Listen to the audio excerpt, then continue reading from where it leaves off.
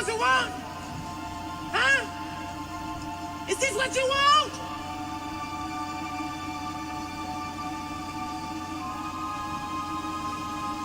Well, come and get it, goddamn!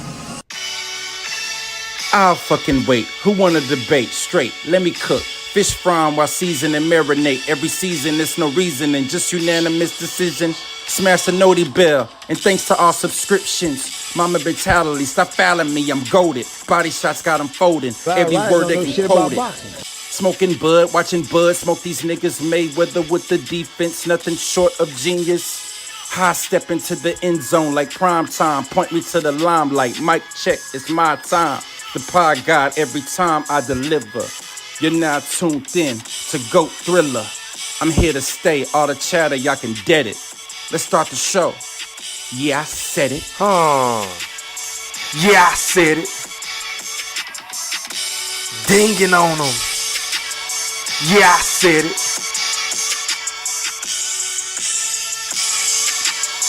Yeah, I said it.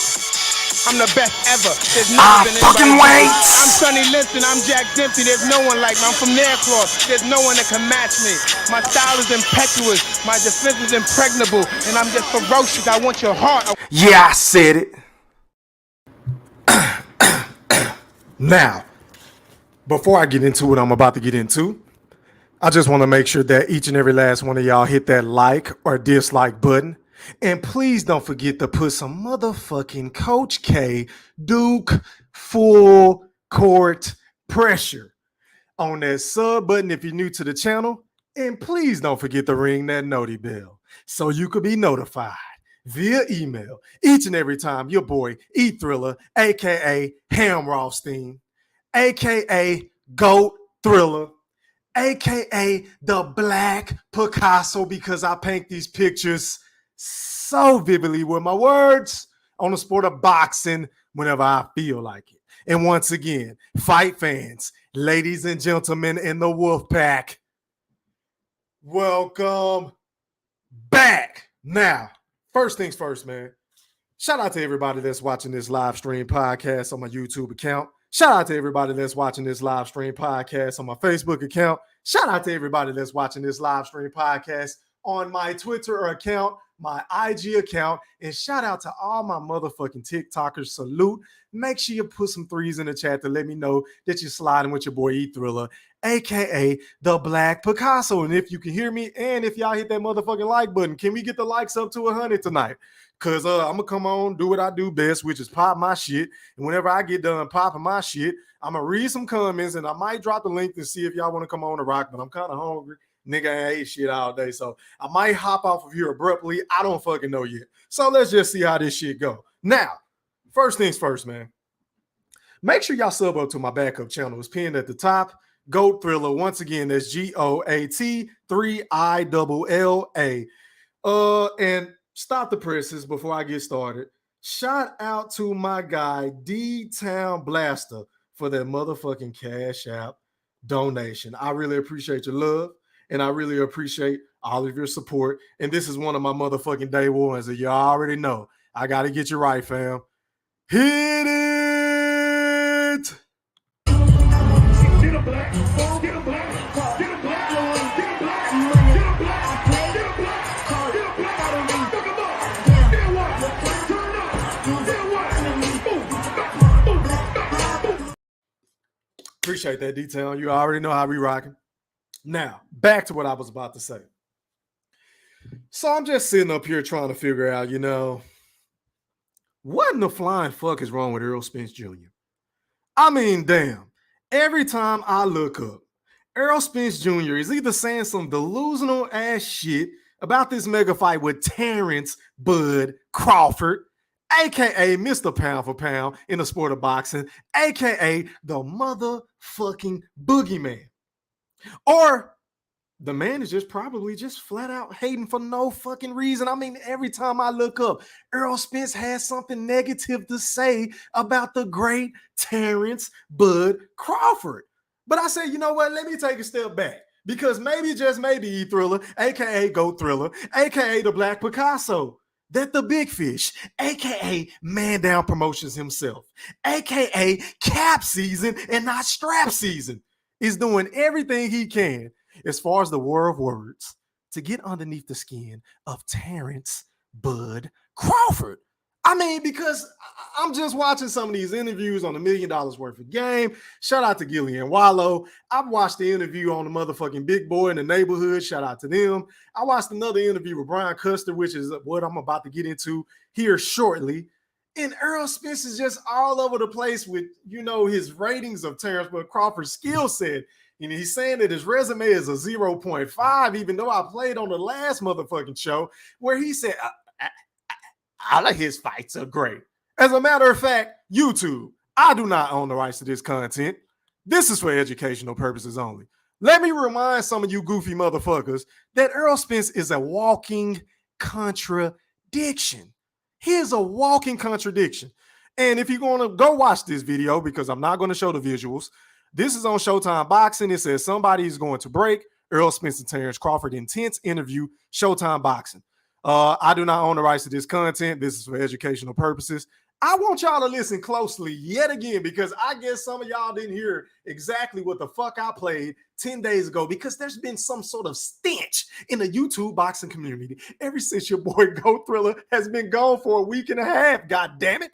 So I just come back on here to shit on y'all talking points, to shit on Errol Spence's talking points, and to tell the motherfucking truth, because that is the difference between me and them. I'm going to tell you what you need to hear, not what the fuck you want to hear. Facts, E-Thriller, facts. So without further ado, DJ E-Thriller, roll that clip. We got to come back with something fast. So. It was pretty funny, I'll admit. All right, Errol, let me ask you. You've seen his career, everyone's seen his career. I'm going to ask him the same question in just a second, but start with you. What would you say is his best win? What's his best win? I mean, I feel like all his fights was great. I mean, I've been a fan of Terrence Crawford. I'm a fan. See how the nigga stuttering? Do y'all see how the man is stuttering? This man has been lying for 5 fucking years to his imbeciles, a bunch of Neanderthals on YouTube, on Facebook, on Twitter. You understand what I'm saying? On IG, on TikTok, and beyond. He's been lying and spreading this false propaganda about the great Terrence Bud Crawford's resume being pure jack shit, according to Errol Spence, only to double back on what date was this shit? This was 13 days ago. This was uploaded 13 days ago. Let me get the specific time period, E-Thriller. Let me get this shit for y'all in the Wolfpack. Make sure you hit that goddamn like button. But this was uploaded 13 days ago. 13 days ago on June 14th, 2023. Errol Spence came out and said with a straight face, all of his fights are great. I've been a fan of Terrence Bud Crawford. Well, nigga, that's a hell of a lot different than all this shit that you've been popping time and time again. And your fan base, I mean, these niggas just worship you to no end. It's truly sickening the way that some of you niggas go to bat for Errol Spence. And I get it. I don't know why you niggas are so enamored by Errol Spence. I don't know how he can say something as a fact, and then you would turn around and try to twist up his words and try to make it into some shit that you wanted it to be. Well, in contracts, no, nigga, Errol Spence said, and I quote, all his fights are great. I mean, I've been a fan of Terrence Bud Crawford. Really? Really? I mean, this nigga has been shitting on Bud time and time again. Every single time he's able to do a live interview, every single time he's up there on the podium saying that he needs to take a back seat. I'm the big dog in the welterweight division. I can move up to face Canelo at 160. Whenever he drove down to San Antonio on the motherfucking DAZN platform, yeah, I said it. And went down there and he was pandering and basically on his hands and knees begging Canelo for a fight. He wanted a payday. You want a payday? Yeah, I know. Errol Spence is begging for a motherfucking payday because this is what I think. This is just my personal opinion from the outside looking in. And I've said this before, and God damn it, I'm going to say it again for some of my new viewers who might be in the motherfucking chat in the Woodpack. Make sure you hit that like button and sub up. But I feel like Errol Spence has lost his lust for the sport of boxing. Because when I listen to Errol Spence talk about the sport, I hear him talking about vacations. I hear him talking about, oh, I want to take my daddy to Africa.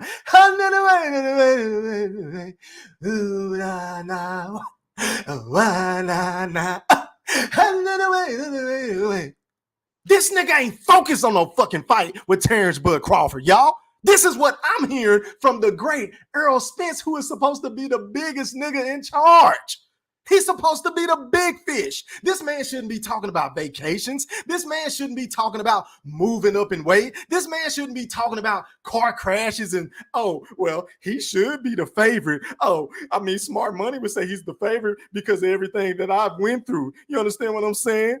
He deserves to be the favorite. I mean, I could have sworn, is this Mama D? Is this Mama D on Love and Hip Hop with all this I deserve to be loved.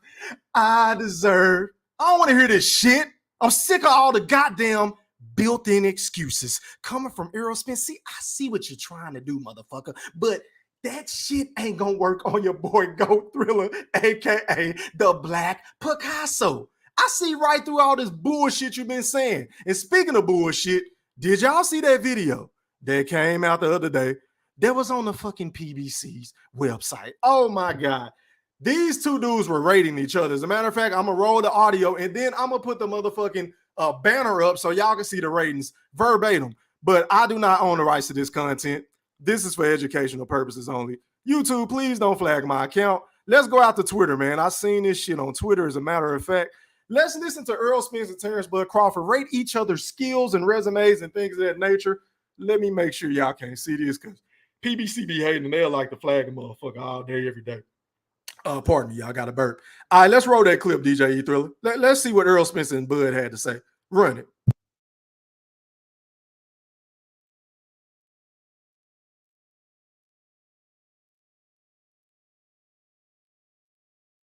I'm trying to get my clip to run. Hold on, y'all. Give me 1 second. Let me refresh this shit.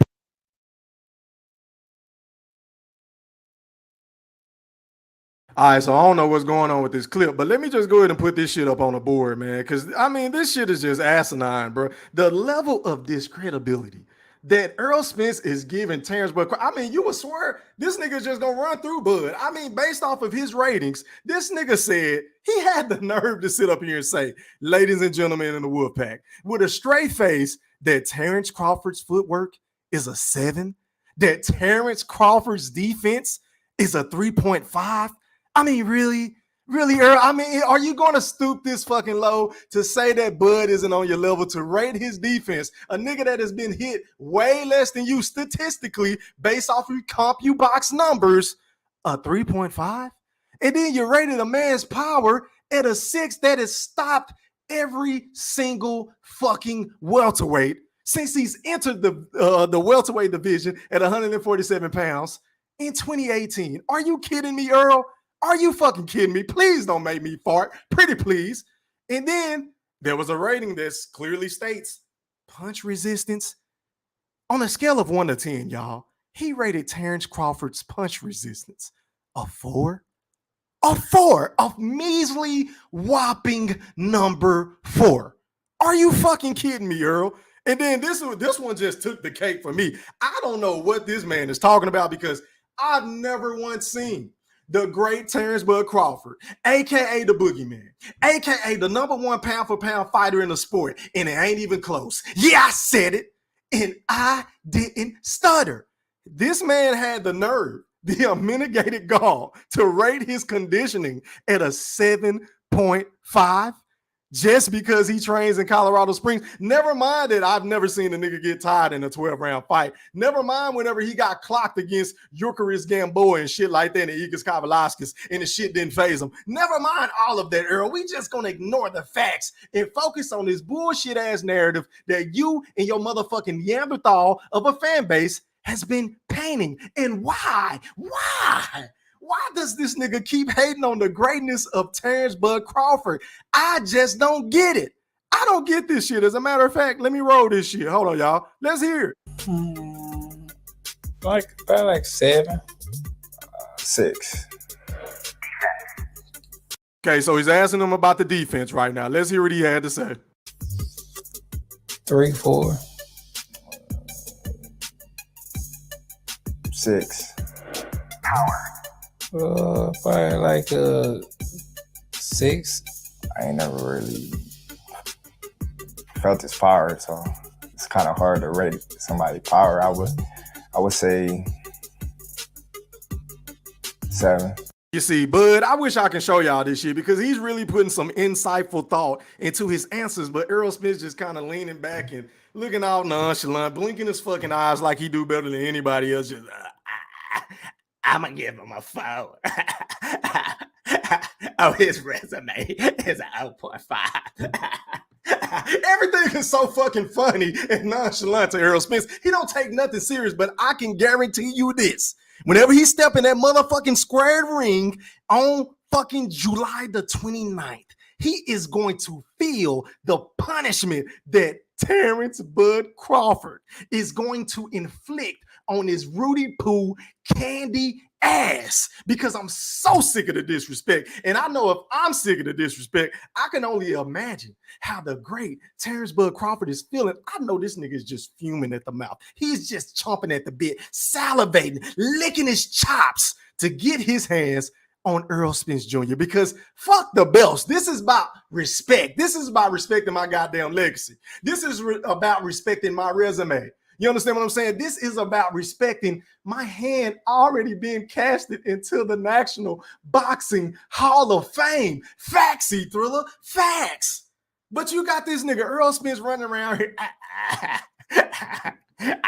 He ain't got that much power. Oh, his ring IQ is low. Oh, he ain't even supposed to be in a ring with me. But even if I win, even though I say that to say all this, oh, I'm gonna be the #1 fighter in the sport. Nigga, what? Nigga, what? Make it make sense, Earl. Make this shit make sense.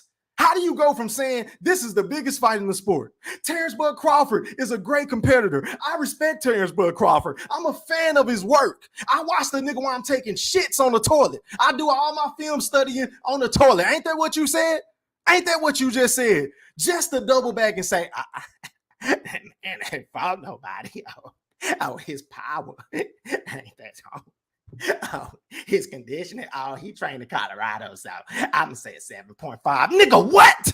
Shit don't make no fucking sense. Let me roll this shit.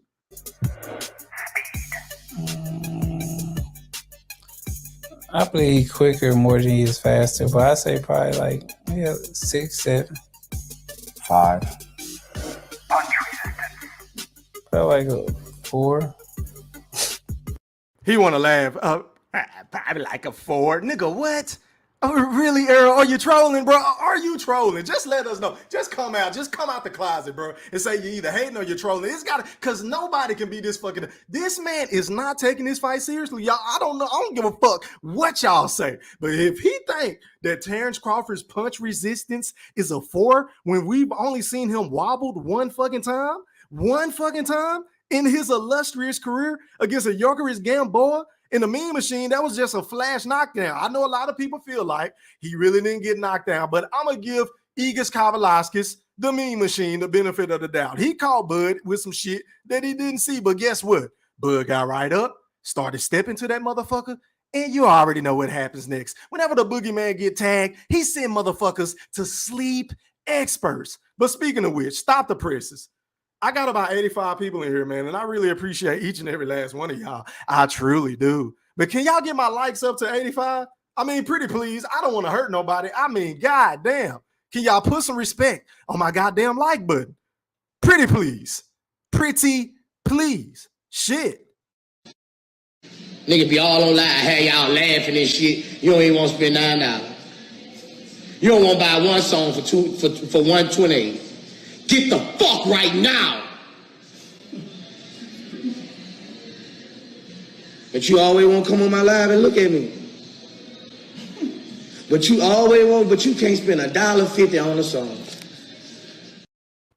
Shout out to Boosie, man. Word to Boosie, man. Hit my motherfucking like button. I'm 30 likes back, man. Pretty please. Get the likes up to 100. Run them up to 200 or something. God damn. But anyway, back to what I was saying. Let me finish rolling this clip, man, because I'm going to go somewhere else with this, y'all. I'm going to paint the picture so vividly with my words. Let's run this shit. 7. He trained in Colorado Springs, so I mean, I give him. He got a great, like probably like 7, 8. 9. 8. And I'm going to be honest with you. If I was Bud, I would give Errol Spence a 10 as far as conditioning because I've never seen Errol Spence get tired either. And I got to give credit where credit is due. Errol Spence is a guy that continuously comes forward and he throws a lot of punches and bunches, man. He has a lot of volume output. He has a high punch output is basically what I'm trying to say. And I ain't never seen Errol Spence tired, nor have I ever seen Terrence Crawford tired. So I think as far as conditioning, as far as that shit is concerned, it's a wash. So if you want to say they both a 10 or both a 9, whatever the case may be, but of course, Errol Spence being Errol Spence, the motherfucking hater that he is, yeah, I said it. Whenever it comes to Terrence Bud Crawford, he want to say, oh, Bud, a 7.5? How? I would have loved for somebody to ask him, can you explain to me how are you judging this shit based off of what, Errol Spence? What facts are you coming up with? Or are you just trolling just for the hell of it? Or are you simply just a hater? I don't fucking know. Maybe one of my Earl sexuals that come on the panel or somebody that's opposed to what I'm saying in my community section that just be doing all that motherfucking typing and shit. Maybe y'all can come on the panel tonight and educate me. Maybe I'm missing something. But I ain't never seen Bud get tired. I haven't. 9. 0.5.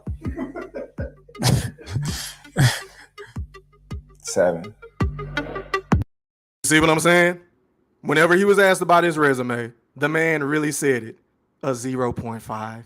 So that means being a lineal champion means absolutely nothing to Errol Spence. That means being a champion at 135 means absolutely nothing. That means becoming undisputed at 140 pounds, like setting a trend for all of you motherfuckers in the 4-belt era. Errol Spence, hello? Is anybody home? Nigga, you still playing catch up because you stuck with 3 fucking straps and you have yet to get that 4th strap because of what? You've been ducking this nigga for this entire fucking time. Factsy, Thriller, facts. And I don't give a fuck who agree or disagree because I do have the best series on YouTube, parts 1 through 19. Here's proof that Errol Spence is still ducking Terrence Bud Crawford. Yeah, I said it. And whenever I dropped that shit, oh my God, it shook up YouTube. These niggas was scrambling like fucking eggs. They was running around here sweating and shit, breaking out in hives because your boy Go Thriller, aka the Black Picasso, was popping that real shit. They ain't never seen that like me before. I came in and fucked the game up. And I know a lot of niggas hate my guts, but guess what? I don't give 2 fucks. I don't give 2 fucks. But back to what I was saying. The nerve of this nigga to say that his resume is a 0.5 whenever he moved up to 147 pounds. A lot of naysayers out there, a lot of the Terrence Crawford haters, the non-believers who still say that he ain't fought no fucking body. Some of them goofy ass niggas was picking Jeff Horn because he was so much bigger and he just beat Manny Pacquiao and he mauled Pacquiao. And they didn't know if Terrence Crawford was going to be able to sustain that level of punishment and aggressiveness and tenacity of a Jeff Horn. The same Jeff Horn was the man that beat the motherfucking man in Manny Pacquiao. The same man that Errol Spence and Terrence Crawford were chasing at one point in time at 147 pounds. But you niggas don't want to give Jeff Horn any credit. And you damn sure don't give Bud credit for beating the motherfucker because you got goofy ass nigga like Keith Thurman. Oh, I would have beat the boy with one arm behind my back. Oh, man, I ain't even focused on Terrence Crawford right now. I don't care about the WBO belt. These are the type of things that the niggas at the PBC were saying to isolate the greatness of a Terrence Bud Crawford because they knew it was a high-risk, high-reward fight.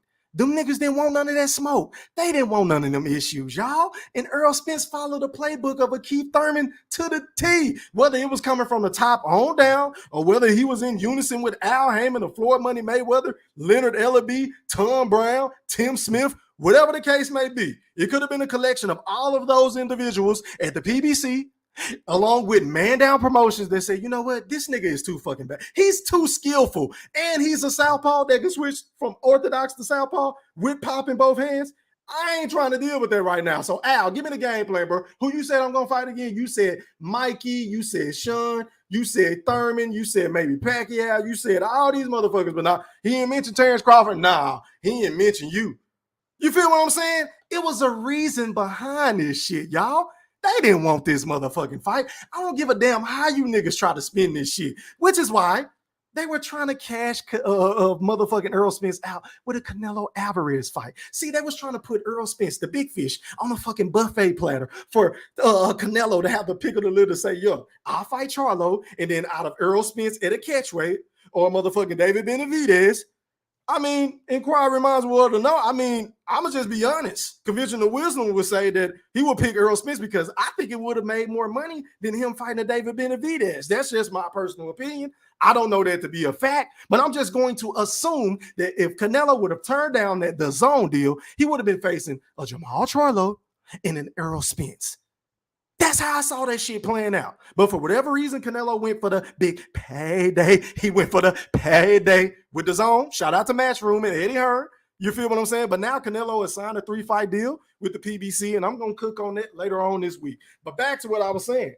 I feel like the play was not Terrence Crawford in the end. I feel like the play was going to be the biggest money fight. We've heard Errol Spence pander for a Canelo fight time and time again. You niggas can't negate none of these fucking facts. You niggas can't ignore the fucking truth. No pun intended. You niggas can't do that with your boy Go Thriller, aka the Black Picasso. And you know another thing that I noticed that a lot of you goofy ass niggas don't want to talk about, because I told y'all on my community wall, I was going to take a shit on all you niggas talking points. So let me go ahead and get to this. Now, I uploaded a short. Shout out to everybody that hit the like button. Shout out to everybody that viewed it. Of Terrence Bud Crawford saying, you know, what's up, or pulling up on Derek James, the head trainer of the year for Errol Spence Jr., Anthony Joshua, the current undisputed champion, Jermell Charlo at 154. He's going to be training Ryan Garcia, right?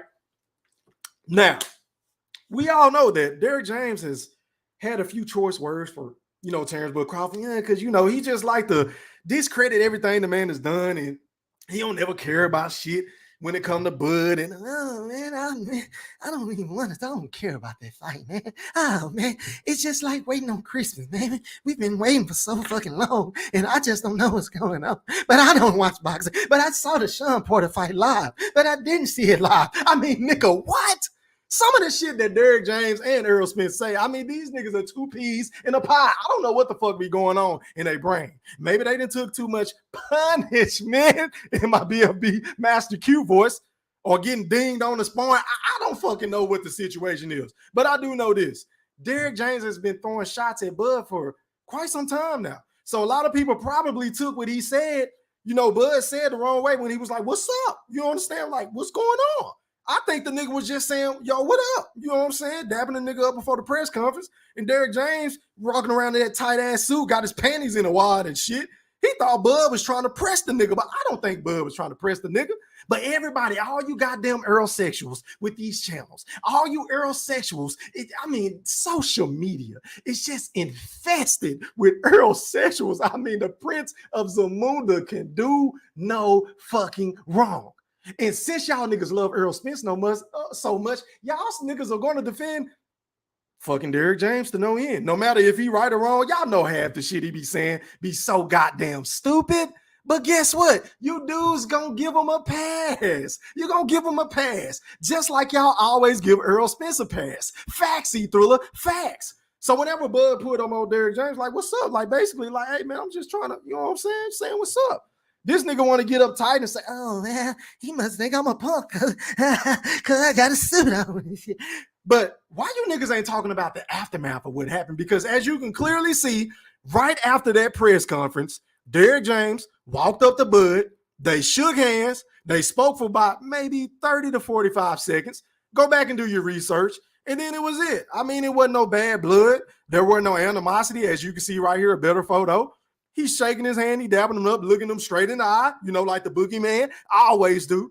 And it looks like there's some sort of mutual respect. So I think a lot of people took that video and that whole situation out of context. Now, maybe it was edited in a certain way to where it'll spice things up for the all access that's about to come out in a couple of weeks. Shout out to Showtime. Shout out to Steven Espinoza. I cannot wait for that shit to come out. Oh, man, we are 32 days away from the fucking biggest fight since Canelo versus Triple G 1 and 2. Y'all, I haven't had this feeling since Canelo versus Triple G, y'all. I mean, do y'all understand the magnitude of this fight? Do y'all understand that whoever wins this fight is the number one guy, pound for pound, in boxing? I don't think you niggas understand this shit. I don't think y'all understand it. Just like I don't understand why y'all still ain't hitting my goddamn like button. So guess what? I'm just gonna keep popping my shit until y'all get my likes up to 100. I got 101 people in here, and I really appreciate it. I really do. Maybe I need to lower my tone. Maybe maybe I don't need to sound so aggressive. Maybe I need to talk like a bitch or something for you niggas to hit my goddamn like button. I mean, I don't know. I'm missing 25 likes. Can y'all please, pretty please, with sugar on top, hit my goddamn like button? Now back to what I was saying. But a lot of you niggas been rolling with this narrative trying to paint Bud out to be this goddamn tough guy, or E-Thriller, Terrence Crawford is a bully. Why he didn't do that to Errol Spence? He was smiling from cheek to cheek with Errol Spence. Why he running up on Derrick James, who was a retired fighter, who was training, who was damn near 50 years old? You niggas been running around here bitching and moaning and complaining about some shit that was blown way out of proportion. Shit was blown way out of proportion, as you can see. Everything looked cool to me. I mean, it's just friendly banter, in my personal opinion. Just friendly banter. Now, let me get to my next topic tonight. Now, shout out to Boxing Fans Talk TV. Shout out to Miss T, the queen of this boxing talk. Real shit. Make sure y'all go sub up to her channel. She brought something up to my attention a couple of weeks ago, and I've been putting this show off because I just been, you know, understand life happens. You know, I've been playing Madden 24, the beta, and I just been locked in on Madden, trying to get my reps in so whenever the game come out, I can be on point. So I had to stop, you know, what I was doing with the Madden and shit on the PS5. And if y'all want to get at me, my PSN is Thriller_209 if y'all want to get some games in. I think the last day of tomorrow before they cut the shit off. But anyway, she told me to go watch an interview with Andre Ward. Shout out to the SOG, the Hall of Famer, first ballot, might I add. He went on the Porter Way podcast. Shout out to Sean Porter, aka the Showtime. And they were talking about, you know, retirement and things of that nature. And if y'all haven't watched that Andre Ward documentary, I just watched it this past Saturday after the J-Rock and the what's the dude name? I forgot how to say that dude. Adam Hayes or whatever his name is. Fought after he dinged on J-Rock or whatever. He came on shortly after that, and I watched that shit, and that was one of the motherfucking best documentaries I've ever seen in my life. In fact, I'm gonna go back and watch it again. I'm gonna have to do me a free trial on Showtime or some shit like that. Hold on, y'all.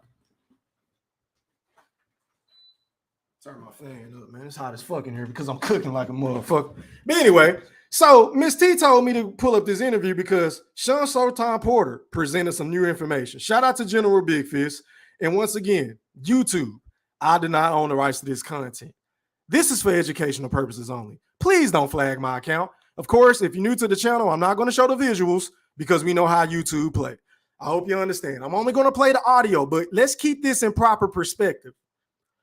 All these Errolsexuals, along with Errol Spence, love to run around here and taking away the win from Terrence Bud Crawford that he had over Sean Showtime Porter because they say, oh, he was thinking about retirement. He had 1 foot in and 1 foot out. He wasn't really training hard because his dad said all this shit. Well, let's listen to what Sean Porter had to say whenever he was thinking about facing Errol Spence Jr., whenever he had the belt. Let's roll that shit, E-Thriller. Let's run this shit. My wife, I think this may be it. Yeah. But then I was like, whoa. He was like, all right, well, I'm gonna start making. I was like, whoa, I'm just telling you how I'm feeling. Like, don't undo nothing yet. I'm just talking to you. But I was like, man, we got a good deal on the table. And I started going down the list of deals and the money that was on the table. Mm-hmm. But he hit me with my own words. What did he say? He said, but Dre, you said you a Zoom may be great for meetings, but you need a platform that's. I'm gonna let this ad roll, y'all. Y'all just bear with me, man. I bet we back at it. All right, let's get money. I'm like, bro, I did say that. Yeah. And that was like. All right, so notice how Andre Ward is talking about retirement. Keyword, retirement. Let's roll that shit. That was it, bro. I'm gonna tell this quick story right quick because I know I got to get you up out of here, and I got a couple more things. Yeah, come on. I have to talk to you about. But I'm gonna give you the quick backstory from me. So I'm climbing the ladder, I'm doing my thing, and everybody started. This was when Errol started getting hot, and everybody started saying Errol's the boogeyman. Nobody wants to fight Errol. Said this is when Errol starting to get hot. This is when Errol was the boogeyman and nobody wanted to fight him. Let's continue to listen. Now I'm hearing the conversations and all that kind of stuff, but you know, it's in one ear, out the other ear. But then I start watching it myself. I'm like, this kid is good. I'm like, yo, he's the guy. I was like, keep playing the company line. He ain't got no belt yet. You hide behind he ain't got no belt yet. But I started believing it. I said, he ain't got no belt. As soon as he get a belt, we'll fight. As soon as he get a belt, we'll fight. He ain't got no belt yet. I wasn't hiding. But I made up in my mind, that's the baddest dude on the planet. I'm fighting him, I'm beating him, and I'm done. So did y'all just hear what Sean Porter said? Did y'all just hear what the great Sean Porter just said? He said, I had it in my mind that once I face Errol Spence, I'm going to beat him and I'm done. Meaning, translation, he would have retired from the sport of boxing.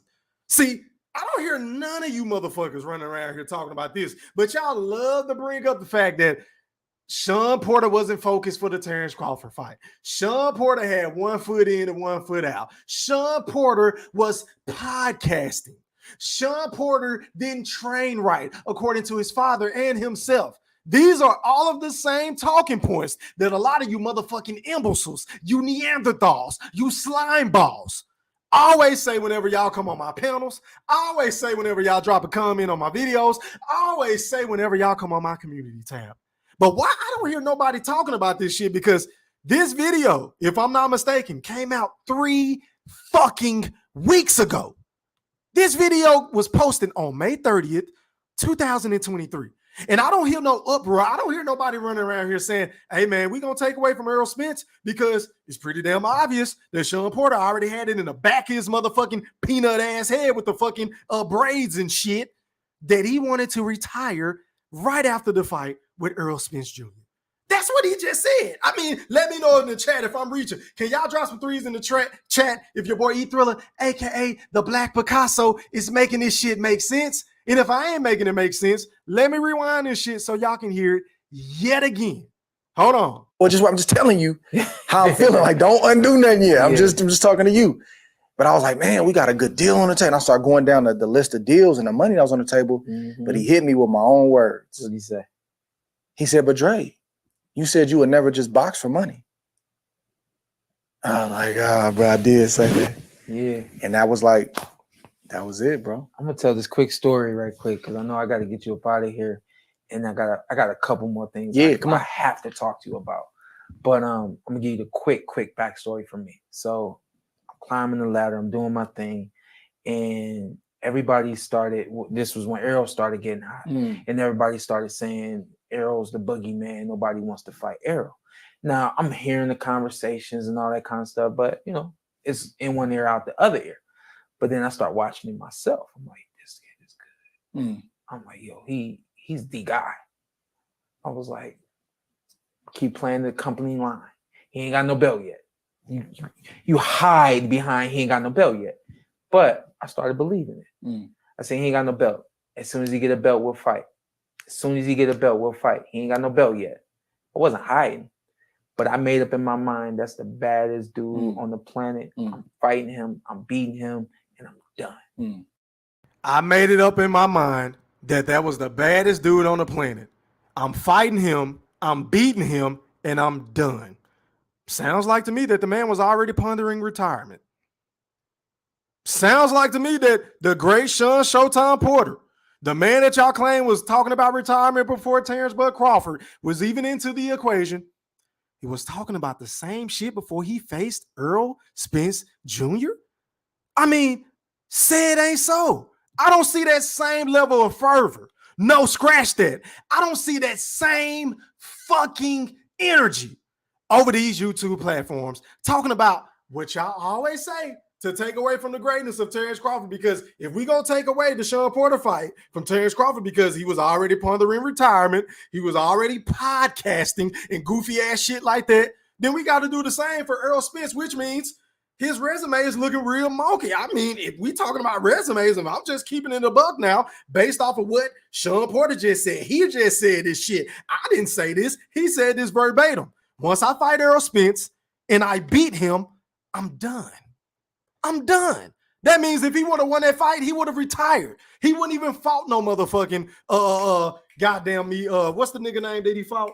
He fought Sebastian Formella. He wouldn't have fought no goddamn Terrence Crawford after that. He wouldn't have fought none of them niggas had he beat Errol Spence. That means he didn't have any desire to become undisputed. He didn't want to defend his belts or nothing like that. That's what the man just said. I'm not making this shit up. Can somebody let me know if I'm lying in my motherfucking chat? I'll wait. I will fucking wait. And while we waiting on that, I'm still waiting on y'all to put some motherfucking respect on my goddamn like button, y'all. I mean, it's 128 people in here with 93 likes. 128 people, ladies and gentlemen, in my wolf pack with 93 likes. Y'all can't get the likes up to 100? You can y'all at least get my like. I mean, goddamn. I'm gonna just keep popping my shit. I'm still waiting for somebody, one of you Neanderthals that don't know shit about the sport of boxing outside of, oh, I hate Terrence Crawford. He's too fucking great. He's a switch hitter. Errol Spence can't do that shit. Fuck him. I don't like Terrence Bud Crawford. He gets too much respect. I'm waiting on y'all niggas. Somebody, I'm looking in the chat. Let me know who's saying some stupid ass shit in the chat. Please, pretty please, make my motherfucking night.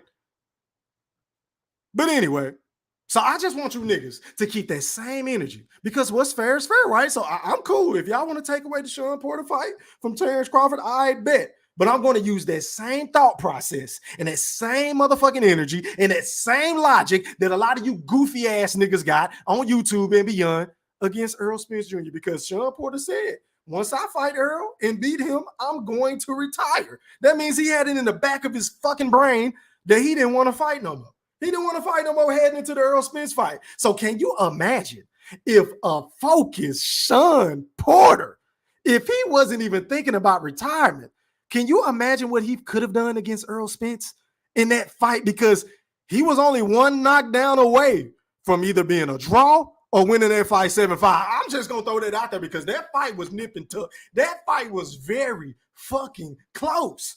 And I know it's a lot of you Errol sexuals saying, oh, you Thriller, you don't know what the fuck you talking about. Oh, man, you don't know shit about boxing. Oh, that fight wasn't close. I had Errol winning 8-4, 9-3. Shut up.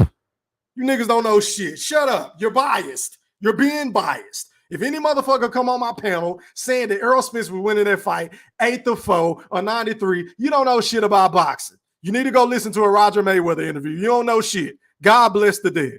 But you niggas don't know shit. You get on my motherfucking nerves not keeping that same goddamn energy. You niggas ain't keeping that same motherfucking energy. As a matter of fact, holla at them, Mo. If you was one of them in the comments before I'm finna expose your shit, please apologize to me after this. Please put that same energy in your next post and say, damn, he just exposed him like that. Dang, he had the facts. Dang, I ain't know Three was gonna come like that. Dang. I was one of them ones in the comments saying that boy lying. That boy. I mean, that's what y'all be saying. Y'all be saying I'm lying, but I be spitting the most motherfucking facts on YouTube. Factsy Thriller. Big facts. But anyway, man. So I just want to see, are y'all niggas gonna keep that same energy? I want to see some videos talking about this shit. I want to see y'all niggas that get on Terrence Bud Crawford's case for that fucking resume and lack thereof. And Sean Porter was past his prime. He wasn't thinking about fighting. He had personal issues. Him and his daddy wasn't on the same page. He didn't train hard. He didn't want to swim. He didn't want to spar before the fight. He was trying to conserve his energy. Yeah. These are the type of fucking talking points that y'all always make whenever it comes to this fucking fight, right? But y'all niggas ain't got that same energy. And this video been out for, I repeat, let me go back to this fucking channel. It's been out since May 30th, 2023. But y'all niggas wanted to sweep this shit under the rug. But here comes Go Thriller to save the motherfucking day. Here comes Go Thriller with the chase down block. Shout out to Laham, Ramon, James. Because I'm pinning shit off the glass. You niggas try to come in my paint. I'm swatting every motherfucking thing in somebody's nachos in the front row. Yeah, I said it. You niggas ain't gonna get away with this shit. So the next time you niggas want to talk about resumes like Errol Spence and say, oh, Terrence Crawford resume is a 0.5. Then nigga, what is Errol Spence's? Because I'm not gonna give him what Bud gave him because I'm not giving him credit for Kell Brook. I'm not giving him credit for fighting the fucking Yordanis Ugas. I mean, are you kidding me? Please don't make me fart. Pretty please. Yordanis Ugas be the old and washed up Manny Pac-Man Pacquiao, who is a living legend, who is an excellent philanthropist. I'm not taking anything away from Manny Pacquiao. Hell, I love Pac-Man. Shout out to the Pac-Tards. I am a Manny Pacquiao fan. But the facts are the facts. Because if Terrence Crawford would have fought Manny Pacquiao and beat the dog shit out of him, guess what you niggas would have said? I'll wait. I will fucking wait. You niggas would have shitted all over that fucking win. But just because it's your Danis Ugas, who just so happens to be an Al Hammond fighter, who just so happens to be a PBC fighter, E-Thriller, y'all are going to give him credit just because he fought Errol Spence and Terrence Crawford hasn't had the opportunity to knock him the fuck out as well. Facts, E-Thriller. Facts. That's all you niggas gonna do. Y'all niggas gonna shit on Bud just to prop up Errol Spence, but when you look at this shit, man, I mean, the shit is getting real close. And speaking of which, let's talk about this resume shit because you niggas love to bring up Gamboa. Oh, Gamboa did this. Oh, Bud did that against Gamboa. Oh, he made him move up multiple weight classes. But the last time I checked, hold on, y'all. Let me show y'all this shit on BoxRec. Let me stop sharing my screen. Where my shit at? Hold on. Let me go out the BoxRec, man. Let me go to where I'm all right, let me scroll to the top so y'all can know I ain't capping. All right, let me go to Gamboa, man. Let me go to Gamboa. Let's see. Let me remove this shit. Hold on, y'all. See, I love to go to BoxRec because BoxRec never lies. Contrary to what people may or may not believe. So let's just see here. So a lot of you dumbass niggas on YouTube in these fucking debates or whatever y'all want to call them. I don't know what the fuck they are. But anyway, a lot of you niggas love to negate facts and lie and try to piece together shit just to fit whatever narrative y'all got going on. I hear a lot of niggas be saying that, oh, Gamboa moved up 2 weight classes, but I'm trying to figure out if that's the case, then what the fuck is this on BoxRec? Because right before he fought Bud at 134.5 pounds, which was at 135, he fought a guy by the name of Darlis Perez at 134.5. You see what I'm saying? Or 3/4. So that fight was at 135 before he moved up to face Terrence Bud Crawford at what weight class? 135. So I don't understand why y'all niggas keep lying and trying to shit on Bud's resume even more by trying to make it seem like, oh, well, he don't get credit for beating him because that nigga was 2 weight classes down. Hold on, y'all. My fucking computer about to go there. Hold on, y'all. Charge my shit. Hold on, y'all. Make sure my shit charging up. Hold on. Y'all give me 1 second.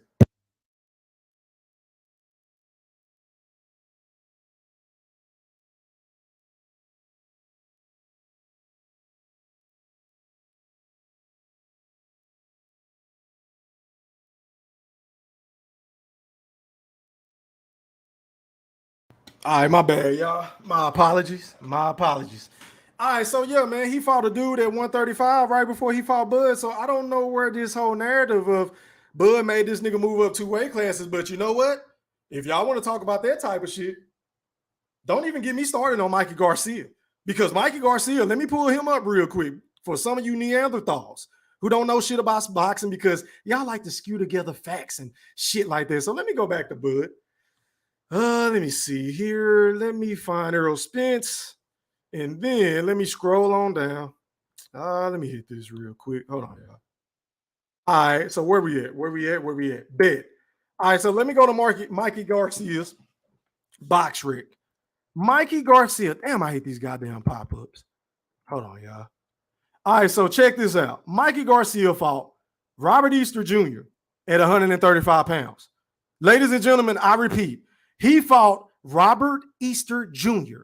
at 135 pounds before he moved up to 147 to face Errol Spence. But for whatever reason, I don't know what it is. Maybe it's just because you niggas worship Errol Spence. I mean, the man can do no wrong. The talking points that work for everybody else, for some odd reason, never works in favor of Errol Spence. Y'all just totally oblivious to all the fucking facts when it comes to him.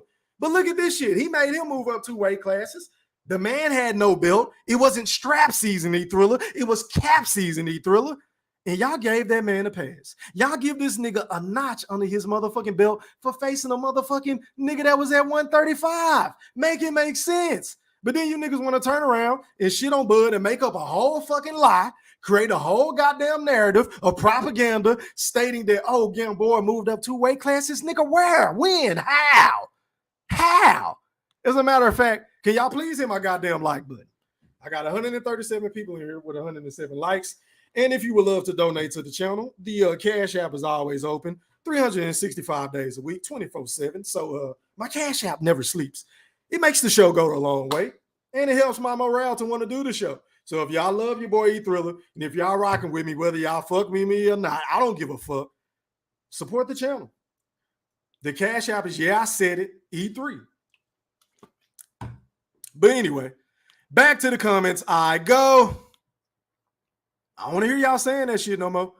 And right now it's telling me I got about to run my 342 comments. Man, y'all getting it in. So let me do this. I ain't gonna be able to read all these comments, but I will try my best to read the majority of them and try to get some people that's new to the channel if I see anybody. And if not, then, don't take it personal, because, most niggas on YouTube don't even read their comments unless you Cash App them or Super Chat. And y'all already know I ain't got no Super Chat because some bitch ass nigga reported me, but it is what it is. So if y'all want to help your boy E Thriller, aka Go Thriller, aka the Black Picasso, go sub up to my new channel, man, my backup channel. Let's get that channel monetized ASAP. I got about 6,000 subs on this channel, so I need all 6,000 of y'all in counting to go sub up to my new channel ASAP. Pretty please. But back to the comments I go. Starting from the top. I'm going to read some of them because y'all still ain't hitting my like button, so I'm going to just read some of them. Shout out to my boy James. He said, get him E3. Hey, man, I got him. I appreciate it, my brother. What up, Walter Tran? I see. He said, what up, though? This is one of my loyal Errol Spence fans. He always fuck with his boy Go Thriller. He don't take shit personal, just like I don't take this shit personal. This is just boxing talk. This is all this is. Shout out to Mr. 214. He said, the Black Picasso, what's up, champ? Salute to the Woodpack. What's poppin'? How are you, kind sir? What up, Dub J? He said, salute Go Thriller and the Woodpack. Budfists are going to be getting get the beat 'em of a lifetime by Errol's face come July 29th. It will not be pretty. 100, laughing emoji 100. Let me see, man. What up to, is that Stephen Brimley? He said, bars, I appreciate it. What up to Goldie Lowe? What's poppin'? How are you, kind sir? Who haven't I got? Sanctus. Oh, y'all just going back and forth. I don't get in the middle of nobody debate, so y'all get it in, man. What up to my dog? ASAP. ASAP. He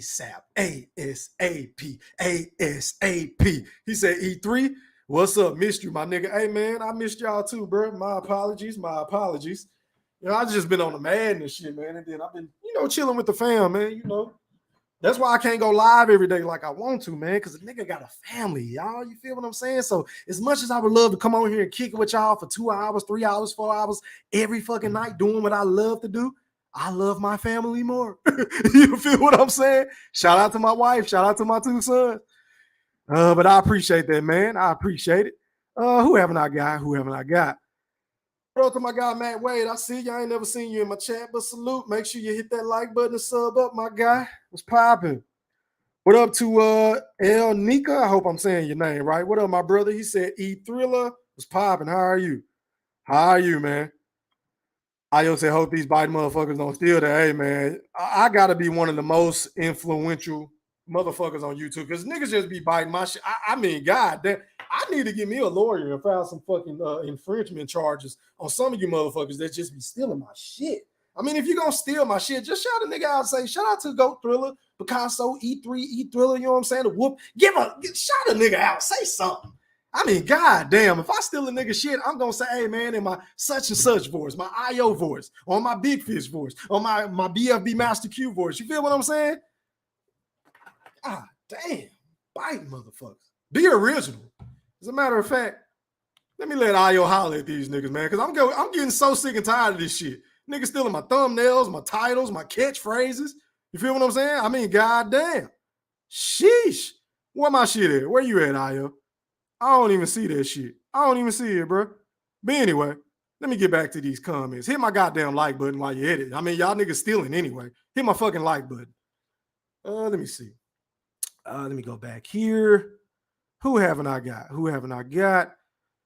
What up, Cam? I see your boy was popping. Shout out to the Apostles, man. He said one love to E Thriller and the Black Picasso in the chat. The Apostles in the building to lay up their hands and spread the good news of boxing.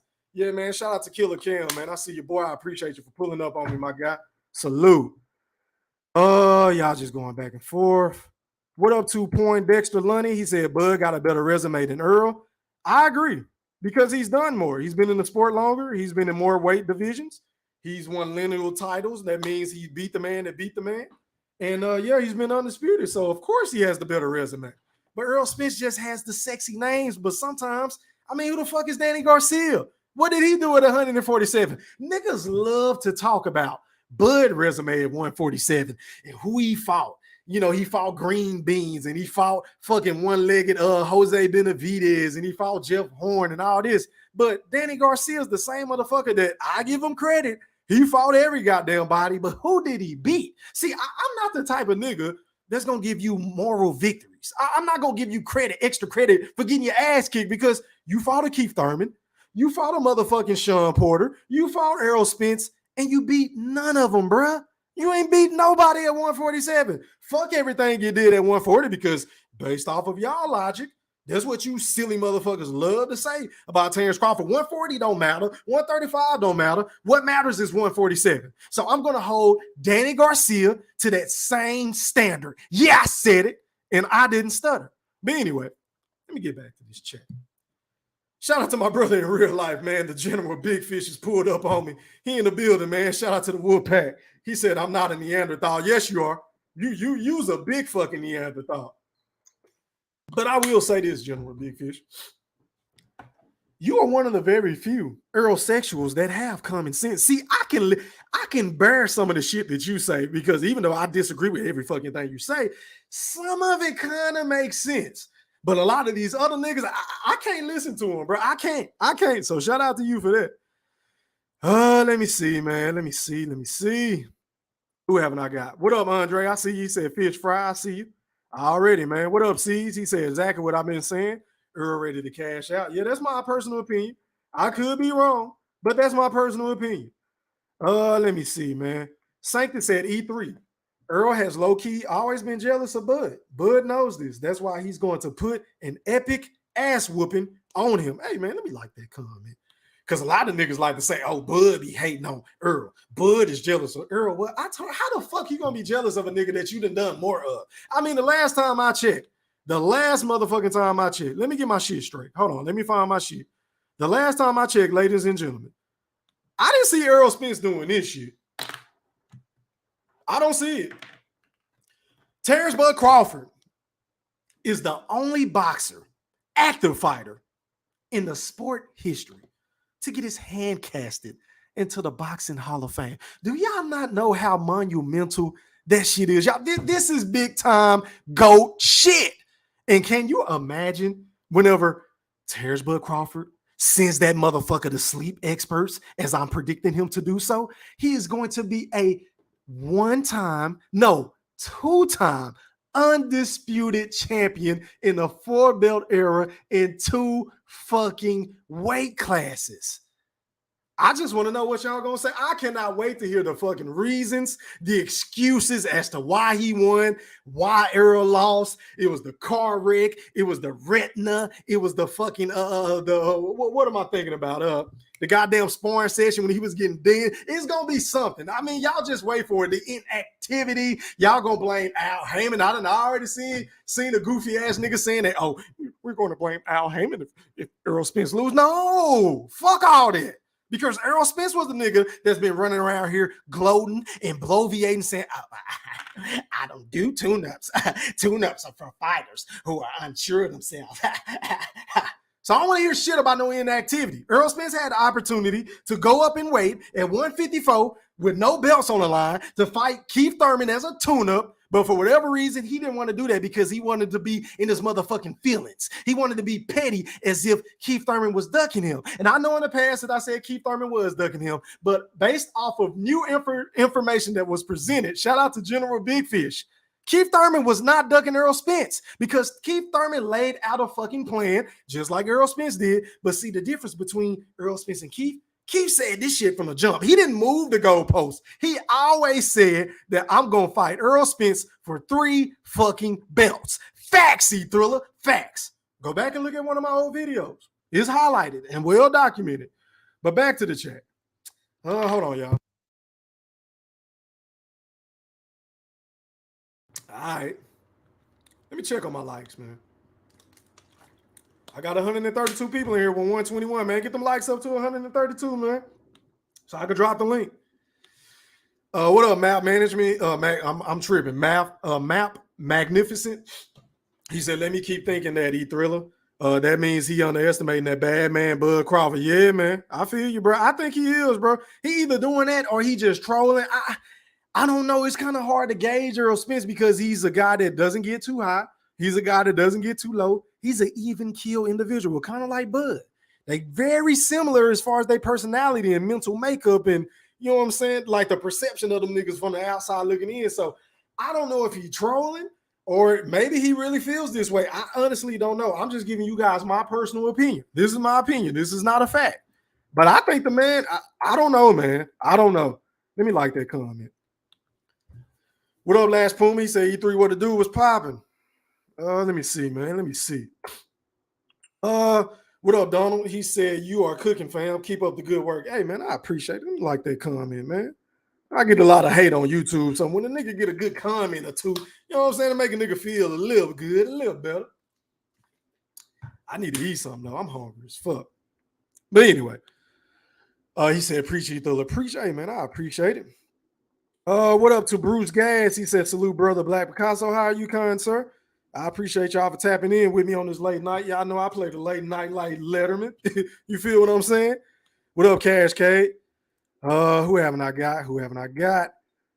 What up, Jalen? He said, man, EJ was joking, man. He was having fun with this shit. Relax. See, this is what get me out. See, Errol Spence is the same nigga that went on the DAZN platform. He got to take a back seat. 60-40, 70-30, or whatever we decide to give him. And then whenever he was asked about that same fucking statement that he made on the DAZN platform by Brian Custer on the Showtime shit on The Last Stand, he was saying, man, I was just playing. Nigga, you weren't playing because you said that shit multiple times. But I would love to know, Jalen, now that you brought it to my attention, he said that he made concessions in order for this fight to happen. So I'm wondering, did he give up 50-50? Did he?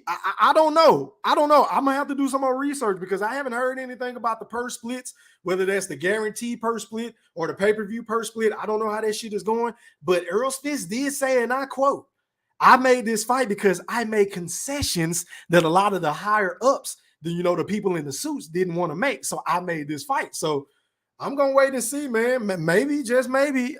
I don't know. Maybe he was playing. I don't know. We gonna see.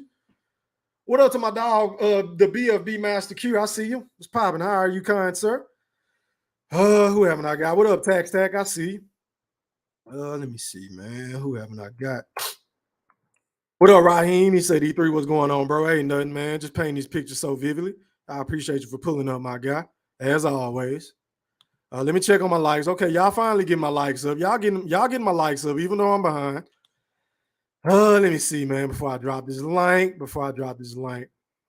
Who haven't I got? Shit, man. There's so many fucking comments in this bitch. I appreciate it, Cam. I appreciate it, my brother. What up, Jeff? He said hit that like button. I appreciate it. Who haven't I got? What up, Toby and Norris? He said, stop that, bro. Stop what? Painting these pictures so vividly? Never. I would never do that. But anyway.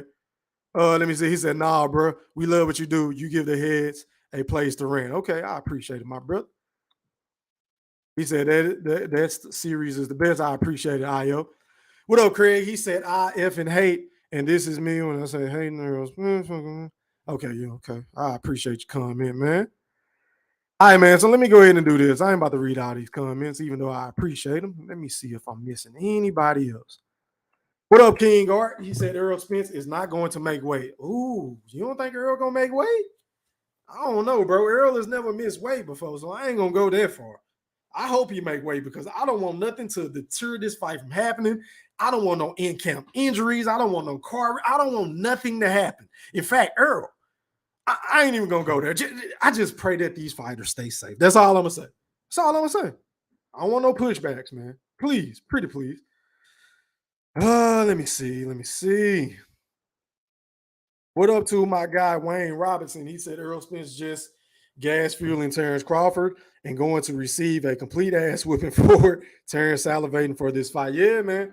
I think he is adding fuel to the fire. It's a lot of bulletin board material, just to use a football analogy, that Errol Spence is giving Terrence Bud Crawford. And the last thing you want to give a nigga that's built like Kobe. We know Bud got that Mamba mentality. You don't want to call him out. You don't want to tug on his cape, because I know y'all remember how Ruben Patterson used to run around here, call himself the Kobe stopper. I'm the Kobe stopper. I'm the Kobe stopper. Kobe stopper. Kobe stopper. And Kobe used to drop 40 and 50 on that motherfucker just for playing with his fucking name. So I say all that to say, hey, man, Errol better be ready, man. He better be ready. But let me do this. Let me pull up my panel etiquette rules before I drop this link so y'all can know what to expect before you come on. All right. Panel etiquette. This is very important. Rule number 1. Please turn on your camera so I can authenticate who you are. I don't want no goofy shit going on. I done had people come on doing some weird ass shit in the past. So cut your cam on so I can authenticate you. Once I verify you, you can cut your cam off or you can leave it on. It's up to you. Rule number 2, please mute your audio until I introduce you, okay? Rule number 3, you are going to have 2 minutes to speak. If it's a big panel, I'm trying to hurry up to get to open panel so we don't be on this bitch all night. So you got 2 minutes to speak. Once you hear that timer go off, I'm passing the mic. No exceptions, none whatsoever. Rule number 4, please don't dominate the show. You have to be mindful that if it's a big panel and everybody want to get their points in, if somebody got some smoke with somebody else, or if they don't agree with what one person said, let them get that shit in. You feel what I'm saying? And then you come in and kick a nigga or hit a nigga with a chair like that and then slide out the ring if you want to. Do whatever you do. You feel what I'm saying? But just be mindful of this isn't your fucking show. And rule number 5, please don't mention any other channels. And if you do mention that other channel, that is a $25 Cash App fee. And if you don't send me $25, I'm going to kick you off my panel. No exceptions. Zero tolerance. And rule number 6, which is the most important rule on my channel. Please respect the host and my motherfucking guests. Once again, please respect the host, which is me, Goat Thriller, and my motherfucking guests for coming on a panel. Don't be doing no goofy shit. Don't be respectful. Pretty please. All right, so let me go ahead and drop this link. Somebody want to come on and rock for a little bit. I ain't gonna be on here all night, so y'all come on, be ready. I'm passing the mic after 2 minutes. The link is now in the chat. But hey, man, I gotta get my dog. What up to my nigga Young Money? I see your boy. He said Go D3 was popping. How are you, kind sir? I appreciate you for pulling up. Hey, man, my live streams ain't right if my nigga Al Moolah, baby, ain't on this bitch, man. That's my day motherfucking one. I always show his boy Go Thriller some love. All right, man, going out to, is that Stephen Brimley? Is that Stephen Brimley? You're live on the chat with the motherfucking Wolf Pack and Go Thriller. Talk to me. What's popping, fam? Good evening, Go Thriller. How are you, kind sir? I can't complain, enjoy my 2 days off. Now we here back to work and you back to work as well. Wait a minute. Wait, hold on. We're not just going to gloss over that. Nigga, you had 2 days off? Yeah, 2 weeks in a row too, because I'm usually off. I'm supposed to be off 2 days, but I've been working Sundays the last 2 months, but I'm back off on Sunday, so I don't work Sunday night nor Monday night. Well, goddamn. Go ahead and cook, man. You got 2 minutes, my brother. Go ahead. All right, no, well, let's cook. All right, so it's simple, man. It's real simple. Either Errol Smith is trolling and is giving all his goofy ass fans more bait for them to use these bullshit ass talking points, or he's sleeping on Bud and he gonna get put to sleep. Because Bud was keeping it a bean and he was actually being generous. Spence was being funny as hell when they was doing the comparison of the rating each other. Spence is not putting enough respect on him, or he fucking trolling and giving everybody else all this ammunition. It's cool. Because on July 30th, it's going to be a lot of tumbleweeds in Dallas. Matter of fact, you can be able to report on the ground floor of what's going on in Dallas, because it's going to be a lot of tumbleweeds. It's going to be a lot of silence. It's going to be Errol Spence Memorial Day. End of story. Keep cooking shit. You got a minute, bro. Keep No, that's going. all. I don't even need to cook no more. That's it, bro. I mean, listen, listen. I respect Earl's game. He has a chance to win the fight, but it's either his fans are one or two things: they scared as fuck, or they overconfident for no fucking reason. Mm. It's one of the two. Overconfidence for no reason. You ain't got this dude ain't fought. It's gonna be 469 days since he fought. The same amount of days as Josh Taylor. We saw what happened to Josh Taylor. Get ready to see it again. Well, I'll be goddamn. Well, let me ask you this, Brim, because you got about 40 seconds left. Okay. How do you feel about the interview with Sean Porter saying that he was thinking about retirement before? But we the knew this though. They gonna gloss over shit like that because it don't fit their narrative. I'm gonna give them both credit for beating Porter. That's what I do. Because he got in the ring with him, and he didn't go up and do it. He didn't go in there and look like no damn chump. He put up a great fight against Spence, and outside the knockdown, he was right there. But against Bud, he was smart. He didn't rush up in there all crazy. He was in the fight, and Bud flipped on the switch and got his ass out of there. In the story, that's it. All this shade on about what Bud faced the Porter is all bullshit because Porter had already said it, and he said it before this interview that he thought about retiring before the Spence fight. We knew this already, but they're gonna gloss over that shit because it don't fit that confirmation bias in that narrative. That's it. I give them both credit, bro. But it ain't gonna mean none of this shit mean nothing because they both getting in the ring facing each other. So what they did against Porter don't mean shit now. Okay, so I know you, Brim. You're unbiased, so of course you're going to both give them credit. But do you think the Earl sexuals are going to give them credit? You know they not. Okay. Are you talking about give him credit if he beat Spence? No, I'm saying, do you think they're going to give Bud credit now that we've heard that Earl Spence and Sean Porter was thinking about retirement before facing Earl Spence? Bro, that ship has been sailed, man. A Spence fan, half of the Spence fans may. The other half won't. The Aerosexuals is no way it's gonna happen. That ship didn't been sailed. Matter of fact, it's imploding like that little ship right now. That little ship that happened. God bless those folks that passed away. It's already imploded, bro. It's a wrap. No, there's no recovery for that. Already, Brim. All right, man. Let me go out to Mr. 214. You're live on the chat with the pack. Talk to me, man. What's popping, bro? You got 2 minutes. Hey, man. Shout out to my dog. Go through. What's popping? Can you hear me, man?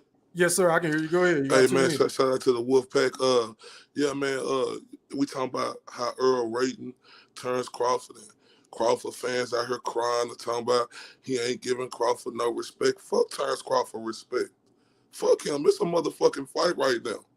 Fuck his respect. Earl just telling everybody from the 214 to across the pond or across the states, wherever you at, the same exact things we've been saying about this weak ass bamboozle ass resume Terrence Crawford got. They want to talk about, Terrence Crawford in the Hall of Fame. Okay, yeah, he in the Hall of Fame. He went through 3 weak-ass divisions. He deserved to be there. If anybody went through 3 weak-ass divisions, the easiest route to get to the Hall of Fame is Terrence Bud Crawford out of Omaha, Nebraska in the 402. And what else you said about Sean Porter, right? You bring that up. Okay, thank you for playing that audio, Ether, the Black Picasso, because in that audio, Sean Porter was stating, everybody was talking about Earl Spence. Everybody was saying, oh, he's that guy. And I was just doing what the company was saying because I was really running from him. Oh, you got to get a belt. You got to get a belt. You got to get a belt. So I started looking at him like he was the best guy out there on the planet. And then I said, if I beat him, then I'll finish. What is that telling you? He telling you he was looking at Earl Spence like he was that guy. And that would have been his crowning fucking moment and no way to drop a cherry on top of a motherfucking career like he stated if he beat that guy who he was looking at like they was the best. Okay. Is that all you got to say, Ayo? Yeah. Okay. All right. Let me pass the mic to the General Big Fish. You're live on the chat with the pack. Holler at me, bro. What's popping? You got 2 minutes, man. E3, what's going on, boss? I can't call it. How are you, kind sir? I'm chilling, man. Shout out to the panel, man. What's up, Ayo? What's up, Bram? What's up, Fish? What's good, Fish? Hey, can you put them ratings back up for me real quick, E3? Oh, absolutely.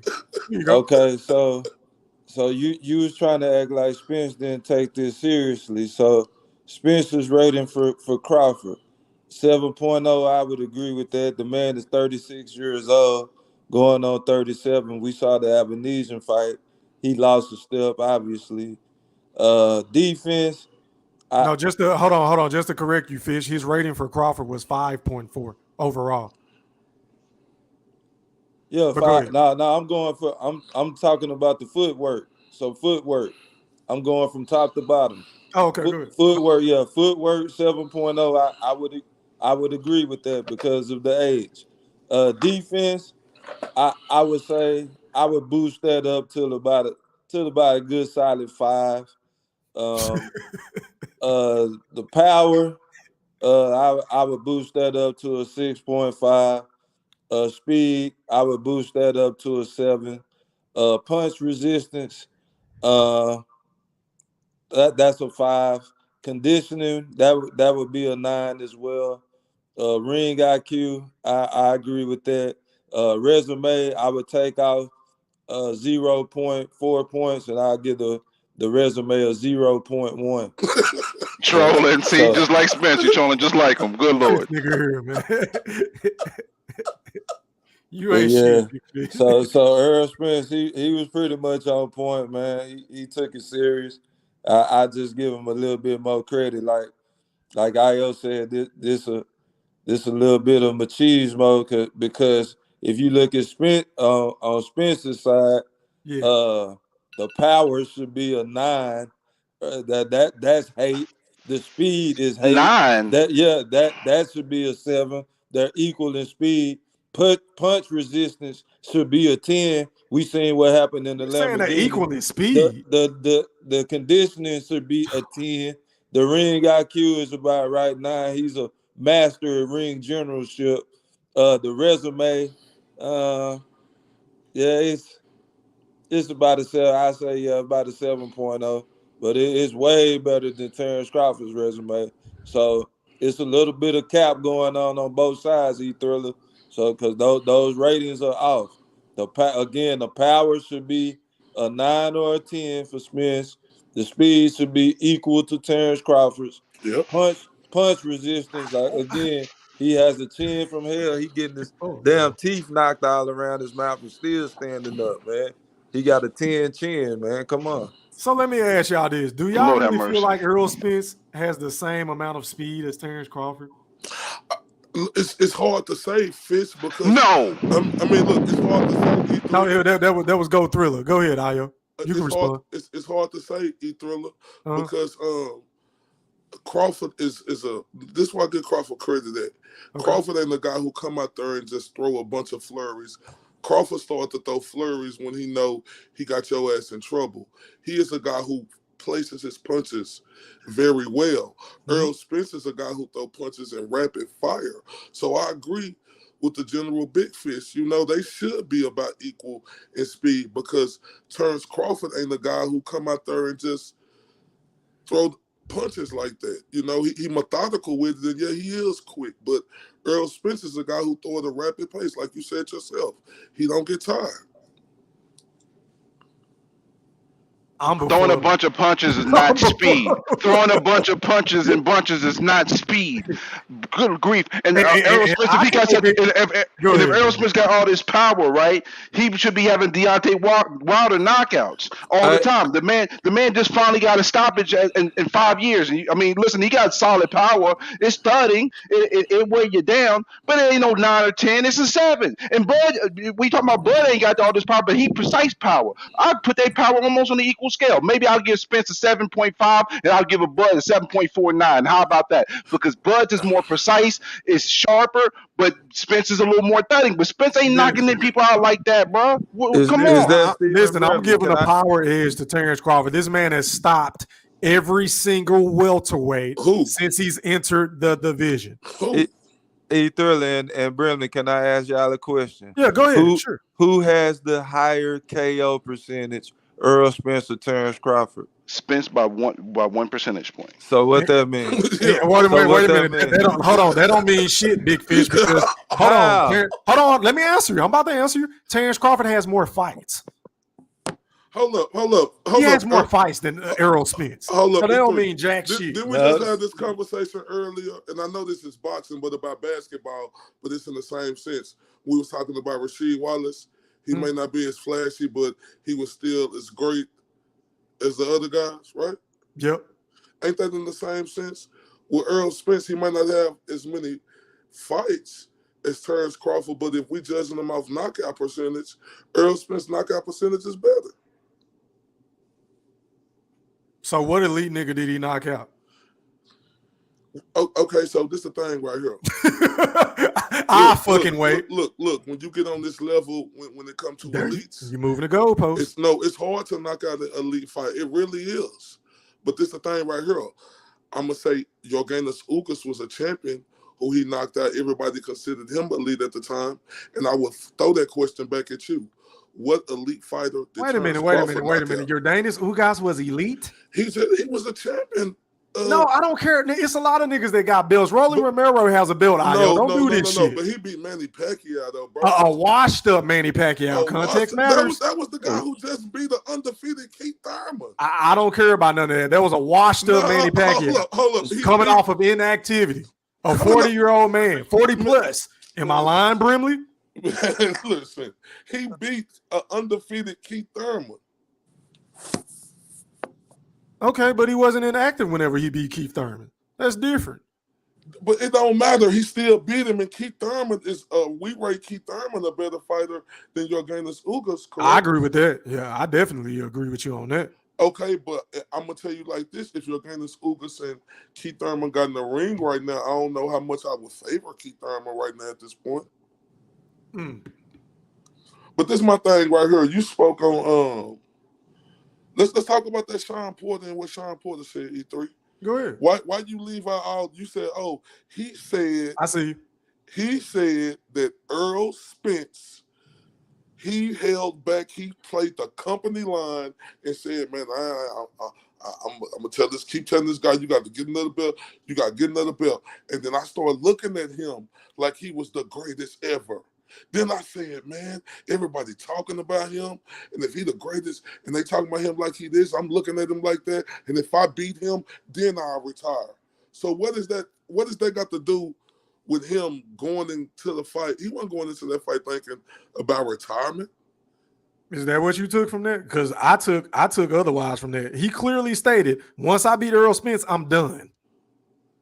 That's because if he would have beat Errol Spence, that would have capped off his career. What should he do after that? Go for undisputed. For what? What you mean for what? Because everybody wants to be undisputed, right? No, but like what should he do that for?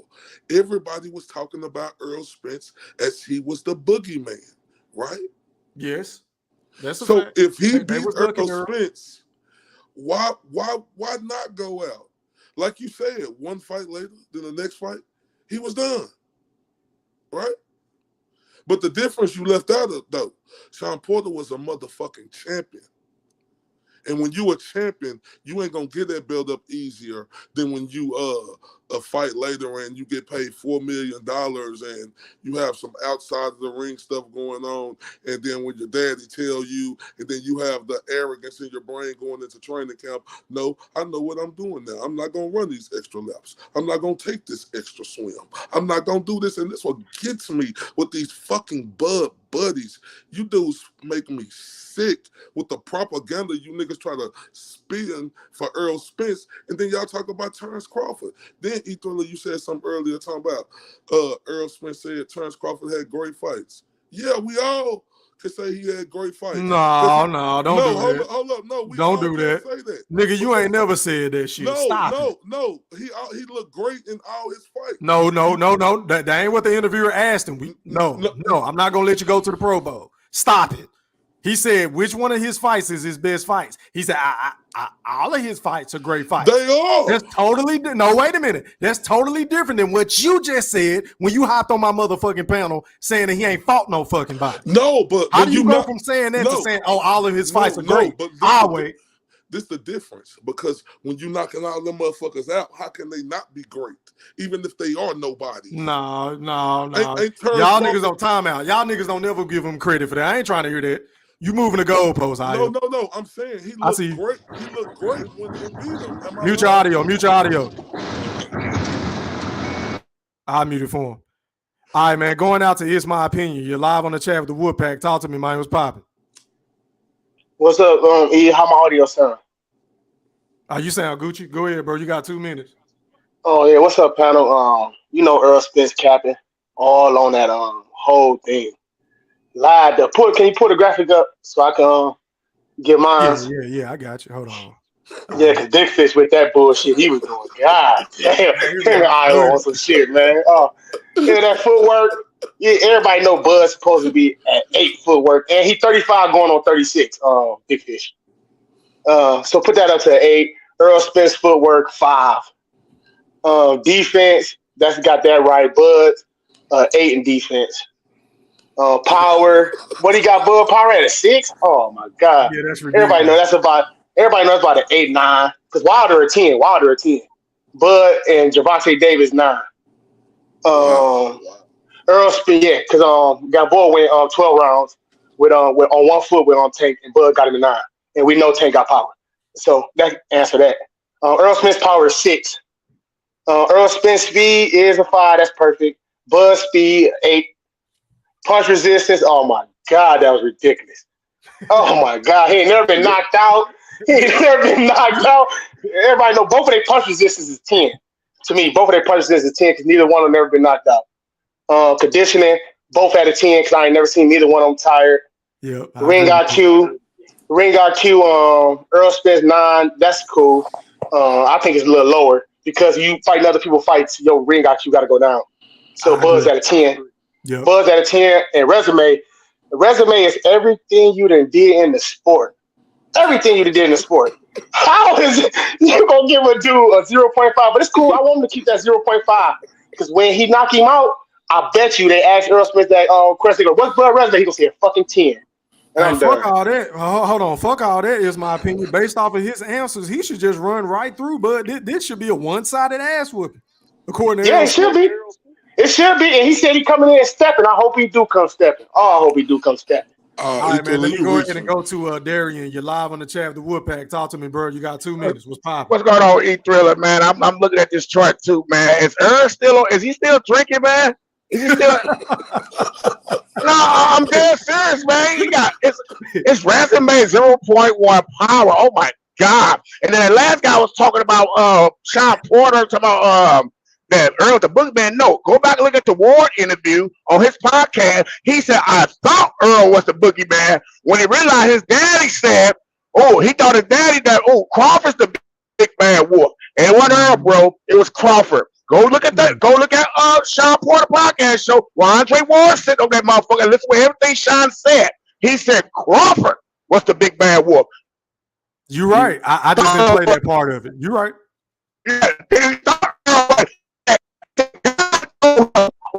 Hey, bro, your phone kind of fucking up, bro. Your audio messing up. Okay, that's cool. That's cool. So, you know, man, these Earl Sessions lost their mind. I don't know what's going on with us. Tell me about what they drinking, man. Every day. Tell me about it. Oh my God, man. So man, I just want to correct guy on that Sean thought Earl was the guy. No. You better go back and watch that podcast show. He said Crawford was the guy. So man, we need to correct these Earl Sessions, man, and get them correct. We're on the right path, man. They lost their goddamn man, and my boy is going to stop him in 8. Yeah, he's getting stopped. Bet you bet your house on it. Wait a minute, let me ask you this, Darian. Is it going to be a body shot or is it going to be a combination up top? How you see that playing out? I believe that he's gonna fight him with southpaw, and I think he's gonna eliminate his jab because he's gonna counter his jab. If y'all watch the Victor Poster fight, they said Poster had the best jab in the world. What Crawford do? He turned southpaw and start countering that motherfucker, and that's the reason to get rid of, huh? I know this nigga that can pro Victor Poster of the Earl Splits. Hey, No. Shit, man. Hey, man, go no, we're talking about the jab. No, they talking about the jab. At the time, you don't follow boxing. They were talking about the man's jab was ridiculous. They supposed to have a good jab. Then what y'all say about Earl? His jab lead the whole way, and he got a good jab. I guarantee you, Crawford going to eliminate that jab, bro. He's going to counter that jab. He's going to turn southpaw and counter that motherfucker. Turn his ass and catch his ass with a jet cut, knock his ass out, and I'm going to laugh at Dallas. Hey, man, let me ask y'all this. Let me piggyback off of that point. But before I do that, shout out to Goldie for sending me that Cash App donation. I appreciate it, my guy. And y'all already know I got to get you right. Get it. Get a black, get a black, get a black, get a black, get a black, get a black, get a black, get a black, fuck 'em up. Then what? Turn up. Then what? All right, so Ayo and Big Fish, let me pick it back off of that point. Let me ask y'all a question. What is Errol Spence going to be able to do if Terrence Bud Crawford eliminates his jab, his best asset? Y'all go ahead.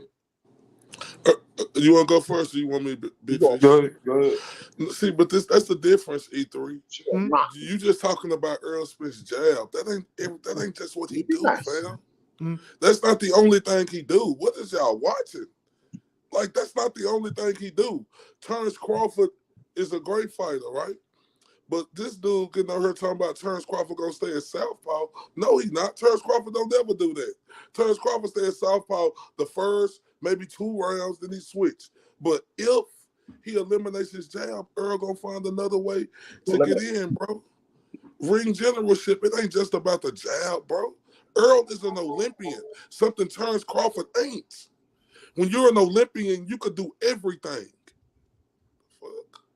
Bro, if his jab don't work, he's going to get stopped.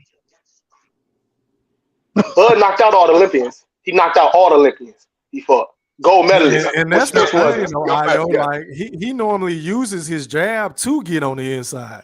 Yeah, I know, but yes, bro, the jab is whole key in Earl. This right here, y'all listen.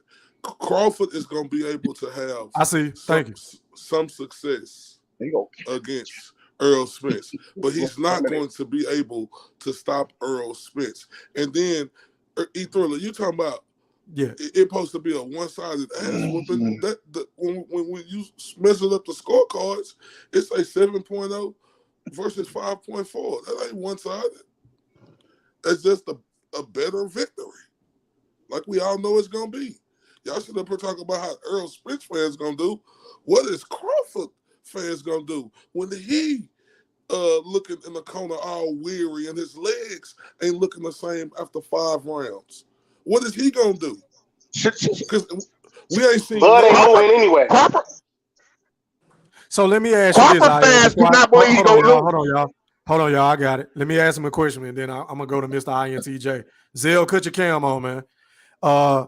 Ayo, do you really believe that Terrence Crawford's defense is rated a 3.5?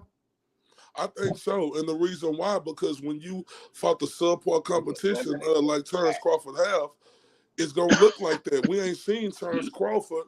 Like, okay, so y'all want to give Terrence Crawford credit, and y'all want to big up him when he say, "Oh, Errol Spence not the best opponent that I don't know if Errol Spence the best opponent that he faced." Okay. Well, the subpar competition, we seen you fight. We don't know how good your defense is, especially when we done seen you get wobbled and dropped and stunned a whole bunch of times against lower competition. Lower competition. Why you lying all the time? Yeah, hey man, let me go out. I see you, Zell. Appreciate it. You can cut your cam off. Let me go out to Mr. INTJ. You're live on the chat with the Pat. You got 2 minutes, bro. What's popping? Hello, Mr. INTJ.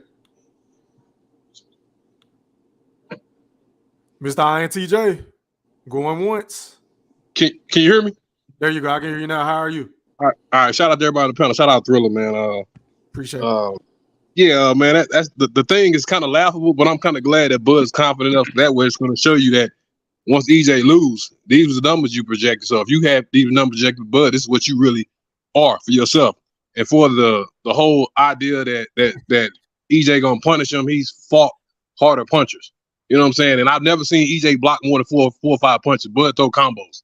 So we're gonna see, because everything he throws, you can look at any tape. He started off with the jab to the head or the body or the 1-2. Everything start off that. That's nothing so difficult that I don't think Bud can't handle. Before the dishing and taking, this fight is gonna show that Bud can take it just like he can dish it. So we're gonna see when Earl get hit, besides him spitting the mouthpiece off, throwing low blows, what's his plan B and C, besides those 2 options. And besides that, I'll let everybody else go back and spit their shit. Already, man. Is that all you got to say before I pass the mic? Yes, sir. I appreciate you. Going out to Zell. You're live on the chat with the Pack. Talk to me, bro. You got 2 minutes, man. all right. Hey, everybody. So, like, people keep saying that Terrence Crawford can't take a punch, but I mean, Shouldn't somebody have been knocked him out by now? Because he fight bigger fighters than him. Somebody should have knocked him out by now if you can't take a punch. Right? I agree. Then on top of that, they keep talking about this jab that Errol Spence have, but the problem is a volume jab. It's not a jab that'll keep you basically on defense at all times. It's a volume jab. And he can take that jab away just by controlling the lead hand.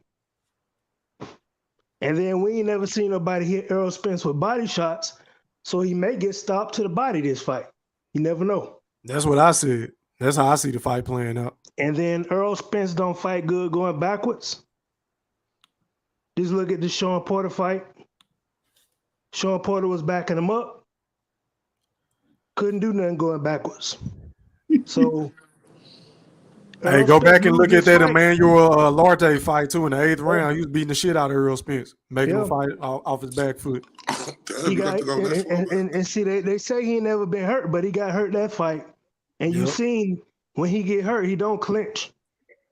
He don't clinch when he get hurt. So, and then when he throw his left hand, he square up. He can't do that this fight, and that's all I got to say. Shit. Let me hyping this dude. I hear you, man. Hey, man. Hey, Thriller, do Crawford clinch when he get hit? Yes. Against who? He's a very excellent clincher. You don't see that nigga clinching all the time? No, I'm talking about when he get hurt. He don't clinch. How many times has he been hurt, though, Io? He got hurt against Gamboa. He got flash knockdown against Kavalauskas. Who else he get hurt by, bro? Man, he done been hurt by a couple of guys. No, I'm asking you. That's why we have. That's why we debate. We go back and forth. Who else has he been hurt by? I can't think of it off the top of my head. Because he ain't been hurt by nobody else, bro.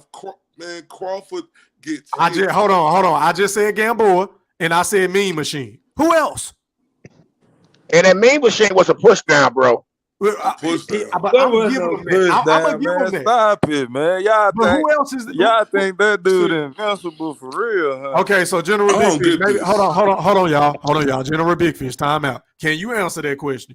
Who else hurt Terrence Crawford besides Gamboa and Kavalauskas? Shit, I'm not sure about hurting, but I done seen his ass get hit dead square in the face a whole bunch of times. But wouldn't it? Okay, he got a chin. He got a chin. Yeah, got a chin, right? Did you not hear my? No, I'm just saying because Io is acting like he ain't got no chin. Rankings? Io is acting like he ain't got no chin. So he ain't fought nobody. E3 to us. But your statement doesn't make sense because when I asked you who did he get hurt by besides those two guys, have an even resume. It's ridiculous. What'd you say, bro? He's one Danny Garcia fight away from almost having an identical resume, man. It's so ridiculous, the nonsense I be hearing. Facts. And he fought more punchers. Hey, man, the panel open, y'all. Y'all go ahead and rock. I gotta go give me some. Hey, Bud I don't think Bud gonna be using his legs like that because he be making little tidbits. Every time they ask him, what you gonna do is you gonna stand if Earl make you stand in front of him. He said, what makes you think he can stand in front of me? He said that every time.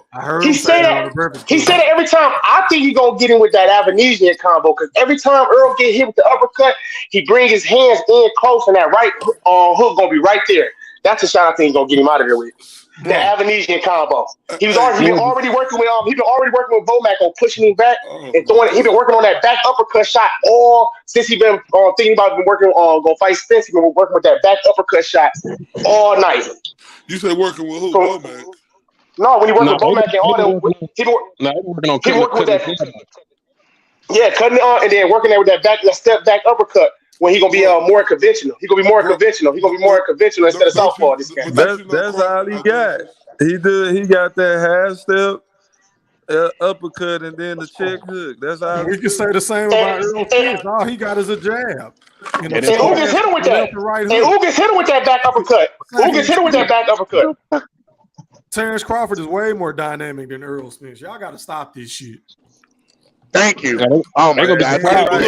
When Bud trade more than expected. Anybody can look dynamic against below sea level competition. Oh my He goodness! fought Will you better stop with punchers. this nonsense, man? Stop. He It's like fought better seriously, y'all gotta punchers. stop with this bull crap. It's It's all bull crap. it's Robert nonsense. Garcia said Ridiculous. Mean Machine was the Hey, hardest puncher in pull the them camp. ratings up again. E3 He's for Brim. literally one Danny Garcia fight from having an identical Hey, resume you to you Errol see Spence, and that? y'all probably You talk see about the lesser resume now. competition. You see the ratings, Brimley. Look at But it. that It's a big that difference. don't make this shitty ass rating thing right though. Big Fish is what we have a problem No, with. no, no. Errol The thing Spence is, was Errol just Spence and Big Fish is the he same was person. They trolling both or something. trolling. Or They just both are hating. trollers. Hey, can I ask these Earl fans? If Crawford fought Danny, Ugas, any of these other fights Earl fought that he didn't fight, won't he be the favorite in all them fights? I don't know, but I don't know about Yup. Ugas. I think he Man, would have. stop it, man. Hey, Go he on, go would to have got bed. touched up. Go to Got his bed. Go to number. bed. Go to He bed. would It's have got time for touched you to go to up. bed. Talk about I don't know about Ugas. It's time for you to Ugas go to Ugas got bed. already his beat him. number. What you mean? Man, Don't be bringing up and don't bring up Ugas beat him in a Man, 3-round Io amateur fight delusional. at 19 man, years old either. he Don't bring just that crap biased, up. man. He just biased. That's all right. No, He just E3, I'm biased. serious. Ugas got Crawford number, bro. How he How? got his number? He No, gonna bring up amateurs when he was 19 years old. Did And y'all Ugas had see what 160 Ugas fights did and to Bud only Sean had he was. 40? 40. That's what they gonna He Hold bring on, was. up. Give y'all. me a break. Time out. So Io, that means Omar Figueroa got Errol Spence number and Brian Castano. No, Ooh. what I'm Facts. saying is, no, E3. Oh, it's different when it comes to Errol Spence. E3. No, go ahead. Go ahead. E3. I think Ugas gave Sean Porter a worse ass whooping than anybody did. Even the throwing the towel, that's a technical knockout, so I don't respect that as much. Bro, he was down But on the canvas twice. Stop it. Ugas put a hurting on Sean Porter, man. He did. Ugas They is an robbed elite Ugas. fighter. That would have They been a robbed tough Ugas. fight. Okay, so Terrence okay, wait a minute. So with that being said, that takes away from Errol Spence' victory over Sean Porter then, because he shouldn't even been in that fucking Why fight. you keep trying to do that? I'm just being honest, because y'all saying that he really should have lost, right? Hey, stick to the point of hand, E3. I'm sticking to the point. I'm going off of your We talking logic, about sir. Ugas I'm versus listening. Ugas versus Terrence Crawford possibility. My man, If Ugas fought, if he fought Crawford the same way he fought Spence, he would still be in the hospital. Ugas a matchup problem for. He got knocked out. Ugas would have got knocked out. He's How still is be he in the a matchup hospital. problem from Terrence Crawford, bro? He done beat him twice already, bro. But no, but break it. How? In the pros, you do realize it's different. You know this shit. You cover amateurs. I know that. Sean Porter better than Usyk then This now. the thing right here, though. When you talk about who you say, Omar Figueroa and who else? And Brian Castano. They whooped Errol Spence. Yep. Yeah, I Brian know. But Castano look, dropped him twice too. Look, Sean Porter beat Usyk. But look, Brian Castano dropped Errol Spence 2 times in the amateurs. yeah, but Brian Castano is a natural bigger fighter. Give him his credit. He won. I mean, now there you go. We can't even say that. We can't say that. Damn, I'm giving Brian Castano his credit. Y'all ain't giving Ugas his We can't, but we not gonna let you go to the Pro Bowl. Is he really bigger than Errol? Yeah, he bigger than Errol, bro. Man, Errol's supposed to be fighting at 150. Yeah, he bigger than Errol. Man, don't say what he should be fighting at. Didn't he start his career off at 152? Man, yes, he did. Earl said he should be there. Bro, Earl said it's natural weight. Did he or did he not start his career off at 152 and move down? Listen, both of them fought at 152 in the amateurs. So how he gonna be bigger? 152 ain't 154 though. It's a difference. Forget all that. Earl said 165. In the amateurs. Yeah, he did say that. Earl said 165, 168 is his natural weight. So forget what you talking about, Io. You just a liar. Bro, of course it's his natural weight when he walk around. Duh. Lie on TBA, you lying, man. Okay, so hold on. Of course that's his cut your cam off, fam. Terrence Crawford walk around 165. No, but Earl Spence said that's his natural fighting weight. Earl said natural fighting weight. Time out. Let me go out to Eddie Atlas. You're live on the chat with the Pat. Talk to me, big bro. What's poppin'? E3, what's happening, man? What's good, man? How are you? Mosquito. I'm good, man. How everybody doing? What's up, Well, Mosquito? Bring some sanity to the sincerity, my brother. Please educate us. Go ahead. Yeah, I had a conversation with record straight, man. So first thing, Io, what's happening, man? What's up, Mosquito? Chilling, man. Hey, I heard you talking about some amateur stuff, right? Yeah. So you are aware that Terrence Crawford has an amateur victory over Errol Spence, aren't you? He do? Yes. Oh, you remember that? You remember Errol that? Spence You remember that? 14 and Terrence Crawford. Hold on, hush, big fish, hush. I ain't talking to I you. ain't never knew that. I ain't never knew that. Oh shit. All right, I'm gonna point something out to you. You remember that clip? It was the same night when Spence got to that podium. He was a little under the weather or whatever, and he was talking about Crawford resume or whatever.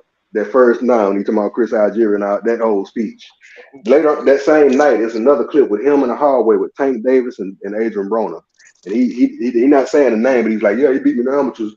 He was when he was talking about I was 15, he was 18. He's talking about it was 2015, and Spence was so loaded that Broner was having to correct him like, no, it was 2005. You were 15. He Like, was no, it was drunk, man. He 2015. was drunk. Yeah, He was drunk. yeah, right. So, but the person he was talking about was Terrence Crawford. That's who beat him. Oh, okay. All right, Yeah. but Errol Spence he just had started boxing at 15, right? Yeah. Now I will say this now. Like Terrence Crawford been boxing since he was 7, bro. So you want to give him that much credit? Terrence Crawford was 18. No. That I'm was just 11 years you were in. talking. It mattered with who guys. You know what I'm saying? No, but this the context of it though. Crawford started boxing at 7 years old, Mosquito. So when he fought Errol Spence, he had 11 years of experience. Wait, Iota. Wait. Fact check. I'm from Nebraska. Fact check that. Fact check that. No, that's what I heard Bernie them saying. But hold on. Bud got kicked out the gym, bro. Bud got kicked out the gym. Hold on. Let me run down a couple more points real quick before we yeah, and then the whole thing about Spence, I mean, what else is new? You know what I'm saying? He always gonna try to downplay Crawford. It's like I don't know if he feel like it's like he feels threatened or something when people start speaking of the confidence of Terrence Crawford or whatever, for whatever reason he gotta say something or whatever. And then he really be tripping out with the Earl Spence and Derrick James voices, man. I gotta say that. It's just that fun in the hole. Mosquito, real quick. You say Earl Spence tried to downplay Terrence Crawford? Yeah, in that first press conference, top rank, got good matchmakers or whatever. You know what I'm saying? What the fuck do Earl Spence #1 hater and E-Thriller and also Bomac and Terrence Crawford and all them be saying they don't downplay the shit out of Earl Spence? In what way? How does Crawford do it? The Crawford always downplay Earl Spence. They only done it after drunk night. Check the stats. And the night he got drunk on the stage, that's when they started checking his resume. He started calling out Crawford. Put him with all respect. Yeah. What did Crawford said about Spencer downplay him, Io? Everything. Oh, I done did this. He ain't did that.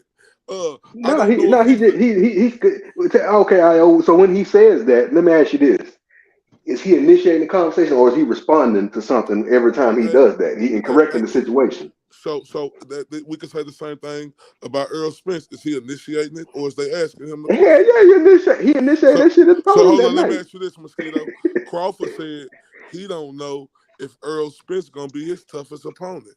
You telling me that's not downplaying Earl Spence? No, it's not. It's not. It's just it's saying because on paper, yeah, it is, but you don't know till you're in there with a guy. Because styles make fights. Mosquito, you telling me Earl Spence and Terrence Crawford ain't each other's hardest opponent?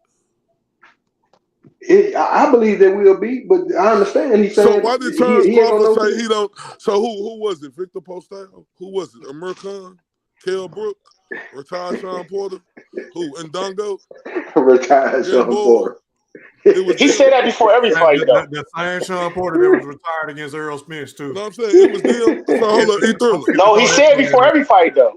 E-Thriller. He said that before every fight. E-Thriller, who is ain't trying to hear that shit, Io. E-Thriller, who is go both ways now. You can't make that talking point. No, I'm saying who is toughest fight? Post. Who? You talking about Terrence Crawford? Yeah, Victor Postal. Nah, I would say his toughest fight was Gamboa, bro, at the time. But so it's Earl. That was his 50-50 fight. You had Gamboa winning that fight before the fight, right? Yeah, I did. All right, so that's his toughest fight. So silence. This is toughest fight. Yeah, y'all tripping, man. Y'all got to stop with the goalpost moving, man. No. I know Terrence Crawford is Earl Spence's toughest fight. See, that's why. Y'all But be how? talking about Earl Spence don't act like it. Earl Spence don't act like nobody. So how? That's where y'all so delusional at. Y'all be talking about us and saying us Earl-sexuals are so delusional. Y'all is the ones who gonna be fucking shocked with y'all jaw drop because y'all is sitting up here co-signing this bullshit, saying Terrence Crawford said y'all don't know if Earl Spence Crawford tough as fuck. Hey man, let me do this. Hold on, y'all. Time out. Let me go out to the BFB Master Q. You live on the chat with the pack. Talk to me, bro. What's poppin'? Man, what's poppin', go? God damn, fuck is that? No. Somebody got a rose on him. Somebody got a rose like on a him. phone going off alone. No, sound like a rose. Oh wow. Brimley, get your freaky ass out the panel, Brimley. God damn, why we talking about roses and shit, man? I'm off of that. Hey man. Y'all nigga tripping. This is not this y'all. Glad I'm listening to y'all cook. We gonna have to definitely bring them Brimleys out, cause boy, it's my opinion, boy, you got another one tonight. I'm listening. You know I'm listening. You got another one tonight. Man, shut up. I ain't got no Brimley. Boy, you got Oh my God. Hey, you got I can have them. Give me my awards. Give me all of them, and I'm gonna make sure I say my speech too when you hand them off to me too. Hey man, check this out. I'm listening to y'all cook and rock, and I'm gonna have to listen to that Sean Porter and SOG Ward thing one more time. Man. I'm gonna have to really break that one down and analyze. But I know y'all upset about the 0.5 on the resume. Very. But y'all know it wasn't gonna be high. Y'all know it wasn't gonna be high. What y'all think? I'm just curious what y'all thought it was gonna be. 8.5. Hey, that's a great question. That's a great question. 8.5. What? 8 point what? 5. I thought it would be better than Errol Spence's. My bad. I'm eating, y'all. Y'all go ahead. Nah, answer the question, man. Put that chicken down. He thoroughly answered the question, man. How you know I was eating chicken, nigga? 8.5. Honest rating if his resume is 5.5 and 5.5 to 6, and then Spence's is going to be 6.5. I think Spence has a little bit better 5.5 is average. That's average. He don't got no average resume. He a Hall of Famer. 5 is average. But like I said, 5 is average. One Danny Garcia fight from having an equal resume to Errol Spence, and that's why Man, it ain't equal, bro. Don't do that, bro. because Danny Garcia ran for the man, get your biased ass up out of here. Brim, you're not taking into account that he was at 2 other divisions before 147, bro. You sounded like Earl Spencer right now. No, I'm Yeah, not you being is. honest here, Yes, bro. you are. You ain't being honest. You lying. You lying like Lyle. You sound like a hybrid between the Bud Buddy and the Earl section. Can I clarify? Go ahead, please. Let me finish. Thank you. Let me speak, please. All right. So this is where I upset the Bud Buddies and I upset the Aerosexuals as well, because here's the facts. Terrence Crawford beat the fighters that was in front of him and did what he was supposed to do. And at the time, those fighters were high regarded. What has hurt Terrence Crawford is what they did afterwards. Half of the fighters that he fought that were champions went on to get their ass whooped multiple times. That has hurt his resume to some degree. Because he wrecked them. That's why. He wrecked them. They ain't got shit to do with him. But okay, but if we gonna do that, then you turn around and say, well, Ricky Burns got a championship afterwards. Remember, again, it goes both ways, bro, in all aspects. I'm gonna keep it thoroughbred on both ends of the spectrum here. At the end of the day, Terrence Crawford did what he was supposed to do. He beat the fighters that was in front of him. But if who got the belt after Errol beat him? Hey, you need that Derrick James skit. This some dumb shit y'all Brimley said. It's not dumb shit. Yeah, it is. It's not dumb shit to say that the fighters that Terrence Crawford beat, some of them went on to lose much more, and it hurt his resume to some degree because So these you guys said lost more afterwards, and that's a fact. when you say he got a 5.5 resume, that's saying you saying he got an average resume. You saying the Hall of Famer, first person to get his hand casted as an active fighter in the Hall of Fame, it got an average resume. 5.5 is average out of 10. That's half. That's average. That's what it is, bro. How you gonna say you got a 5.5? Man, get your ass out of here with that. Let me ask you a question. Who did Bud face that has a chance to be a Hall of Famer? Keep going. Who did he fight? It don't matter. It don't matter. It don't matter. Your resume is everything you did in the sport. Your resume is everything you did in the keep it sport. being both ways, my brother. I'm sorry. I'm No. sorry, It's but everything you man. did in the sport, bro. It's everything you did in the sport. I You agree. can't It's my help opinion. who you I can't agree. help who in your era. That's why they say certain eras is the best in this era or this era Hey, in this era. hold You up, can't fam, say that. hold up, fam, Okay, hold up. if we take his accomplishments and add to that, so his resume No, is a because 5, his accomplishments are 8, so that gives him a 6.5 at so best, hold bro. up, I'm so sorry. Hell no, his accomplishments are 10. What the hell Who you is that? talking about? Who is that? It's my opinion. You Hey, say you What hey, you can't can talking y'all help. take about? y'all Hold up. blood pressure pills real quick? It's my Who is that? opinion It's and I my don't need no agree. opinion. blood pressure. I'm young. You Hold might up. have. It's my Why you opinion. hollering like It's my. that, man?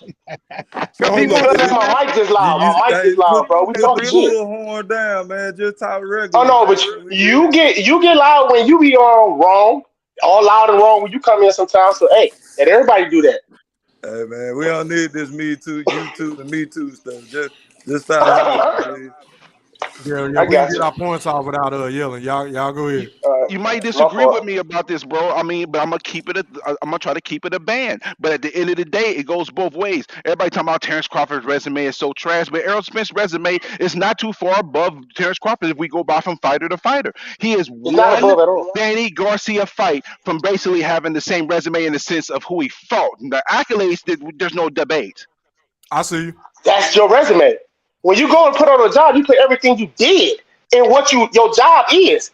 That's what he did in the sport. Y'all keep trying to take that away about the people that he fought. How do we know these dudes can't beat each other if they never fought each other? Just because they overseas, they're probably known overseas big. And they call our fighters bums. But we in America, so we gonna be like, oh, the American age is just so good because PBC did a good job of promoting all their fighters. What the heck is you talking about? That Adrian Broner one of the biggest names, but he ain't shit. He ain't shit. Hold He up. a big name. Hold up. He Who a big called our name, and he fighter? don't like Garcia resume. But people be like, he be Hey, Adrian Broner. bro, hold up, fam. Who called our fighter bums? No, I said you don't know what they calling our fighters over there because we don't live over Hey, there. We're not and over no, there. We don't know what they listen. call our fighters, what they think Hey, their fighters is because they think Usyk is the best fighter in the world. Hold up, fam. Tyson Fury. The one thing about reality, America got the best fighters on the planet. It ain't even close. So what could they say about us over there? Don't All try right, to well make it. Now hold got on. Canelo, Now let me try to make this Beterbiev, shit. Hold on, let me see what you just said a while Evil, ago. You Tyson said Fury, Usyk. you tried to sit up here and talk about. Hold up, damn fam, hold up. You sit up here and said that Terrence Crawford can't help who he fought. So when we telling you he ain't fought nobody, now you say he can't help who he fought. You agreeing with us? He ain't fought nobody. No, I'm not saying they ain't fought nobody. We just don't know all their names. They're Olympians, medalists, so they are good in boxing. You may not think they good but you don't know shit. But the experts who said he's in the Hall of Fame, who's putting his hand cast, who rate him the best fighter in the world, all the trainers, all the other fighters, most pros, Shakur Stevenson, everybody say he's the best. So it gotta be a reason. It gotta be. Don't mean that his competition was about a motherfucker. That don't mean his competition is shitty too. Because you say Mean Machine can't punch, but Robert Garcia said that was the hardest puncher in his whole camp. So what are you talking about?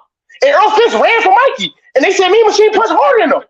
So what are you talking about? Championships that Mean Machine done won. It don't matter. It's about punching power. You talking about chins, and if you get hit, it don't matter. It don't matter about the punch. If we talking about somebody taking shots, though, bro, you just be talking about. Oh my god. He won. I'm just asking. Oh my god. How many championships has Green Beans won ever? 0. All right, so we want to do that. How many Ndago won? Ndago had 2. Ndago had 2. So since you want to say that Ndago had 2, who was unified on Earl Spence? Was Sean Porter unified? Was Sean Porter unified? Was Sean Porter unified? It don't matter who was that. He said championships. He said championship. I'm talking to Q, IOTBO. Who is he though? Unified champ. A unified champ. Man, in the record books, a unified champ. Bro, that was a Oh Lord. All right, so we know who Isaac Cruz is, right? We know who Isaac Cruz is, right? We know who Pitbull Cruz is now, right? How many titles he won? But we know his motherfucking name, but do that mean he some great ass fighter? Bro, this is the thing right here. You trying to sit Nah, look at you moving the goalposts. You moving the goalposts. Bro, yeah, you is. And let somebody else talk. I'm not trying to scream over you because obviously you. Yeah, let him make his point, man. Go ahead, Ayo. Listen, you sitting up here trying to get mad at Brimley because Brimley said he got a 5.5 resume. How can you get mad at him when we look at his resume and there's nobody that stand out on that motherfucker? That resume is weak. Is Terrence Crawford a great fighter? Obviously, we could see that.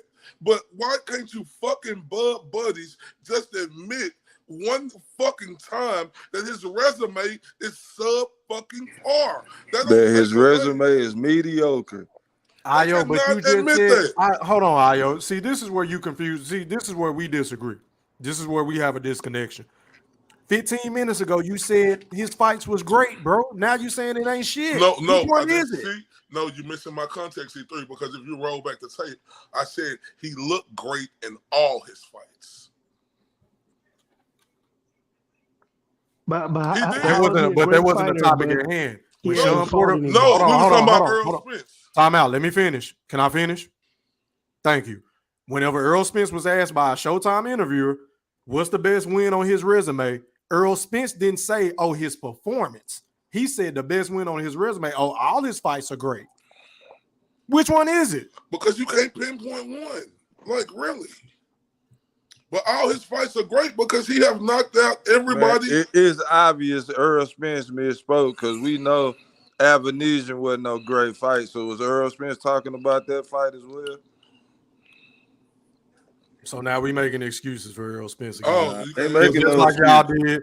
Just like y'all did with the easy room shit. Yeah, we gonna keep making excuses for Errol. He always misspeaks. Okay, that's what we gonna do.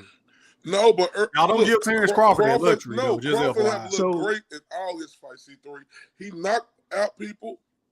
Like, this is my thing right here. Terrence Crawford was 14-0. He was fighting outside, and y'all want to get mad at us because we say this guy is who he is. He just been the guy who been fighting average and been doing average things his whole career. Like, he won the undisputed, but look at the guys he fought. Like, he won. Give him credit. He undisputed. He going to the Hall of Fame. I know that. But look at who he beat. Can y'all please just be honest? Y'all say we can't be honest. Can we just be honest about his subpar ass resume? Okay, speaking of resumes, Ayo, let me ask you this. What 50-50 fight has Errol Spence Jr. been in? None. How many Call the cops, 50-50 call the hold cops. on. I got it, Brimley. How many 50-50 fights has Terrence Crawford been in? 0. How? You just said earlier that you had Gamboa beating him. No. We didn't. You just said no. that. Okay, well, look, I'm gonna tell you this right here. Okay, one. He was the underdog. No, but this we didn't know that Terrence Crawford. It be them fighters. We don't know who they that good, like Vernon Forrest. Remember, if mosquito spray still on her. Remember when Vernon Forrest fought Sugar Shane Mosley? Nobody had Vernon Forrest beating Sugar Shane Mosley. But didn't he have his number in the amateurs though? Yeah, he did. Earlier? No, he did have his number in the amateurs, but still, nobody had him beating Sugar Shane Mosley in the pros. Nobody. I ain't talking about. Then that's what make me say my amateur stuff right there too. I'm glad you said that. That's one fight I bring up when I talk about amateurs, but nobody had Forrest beating him.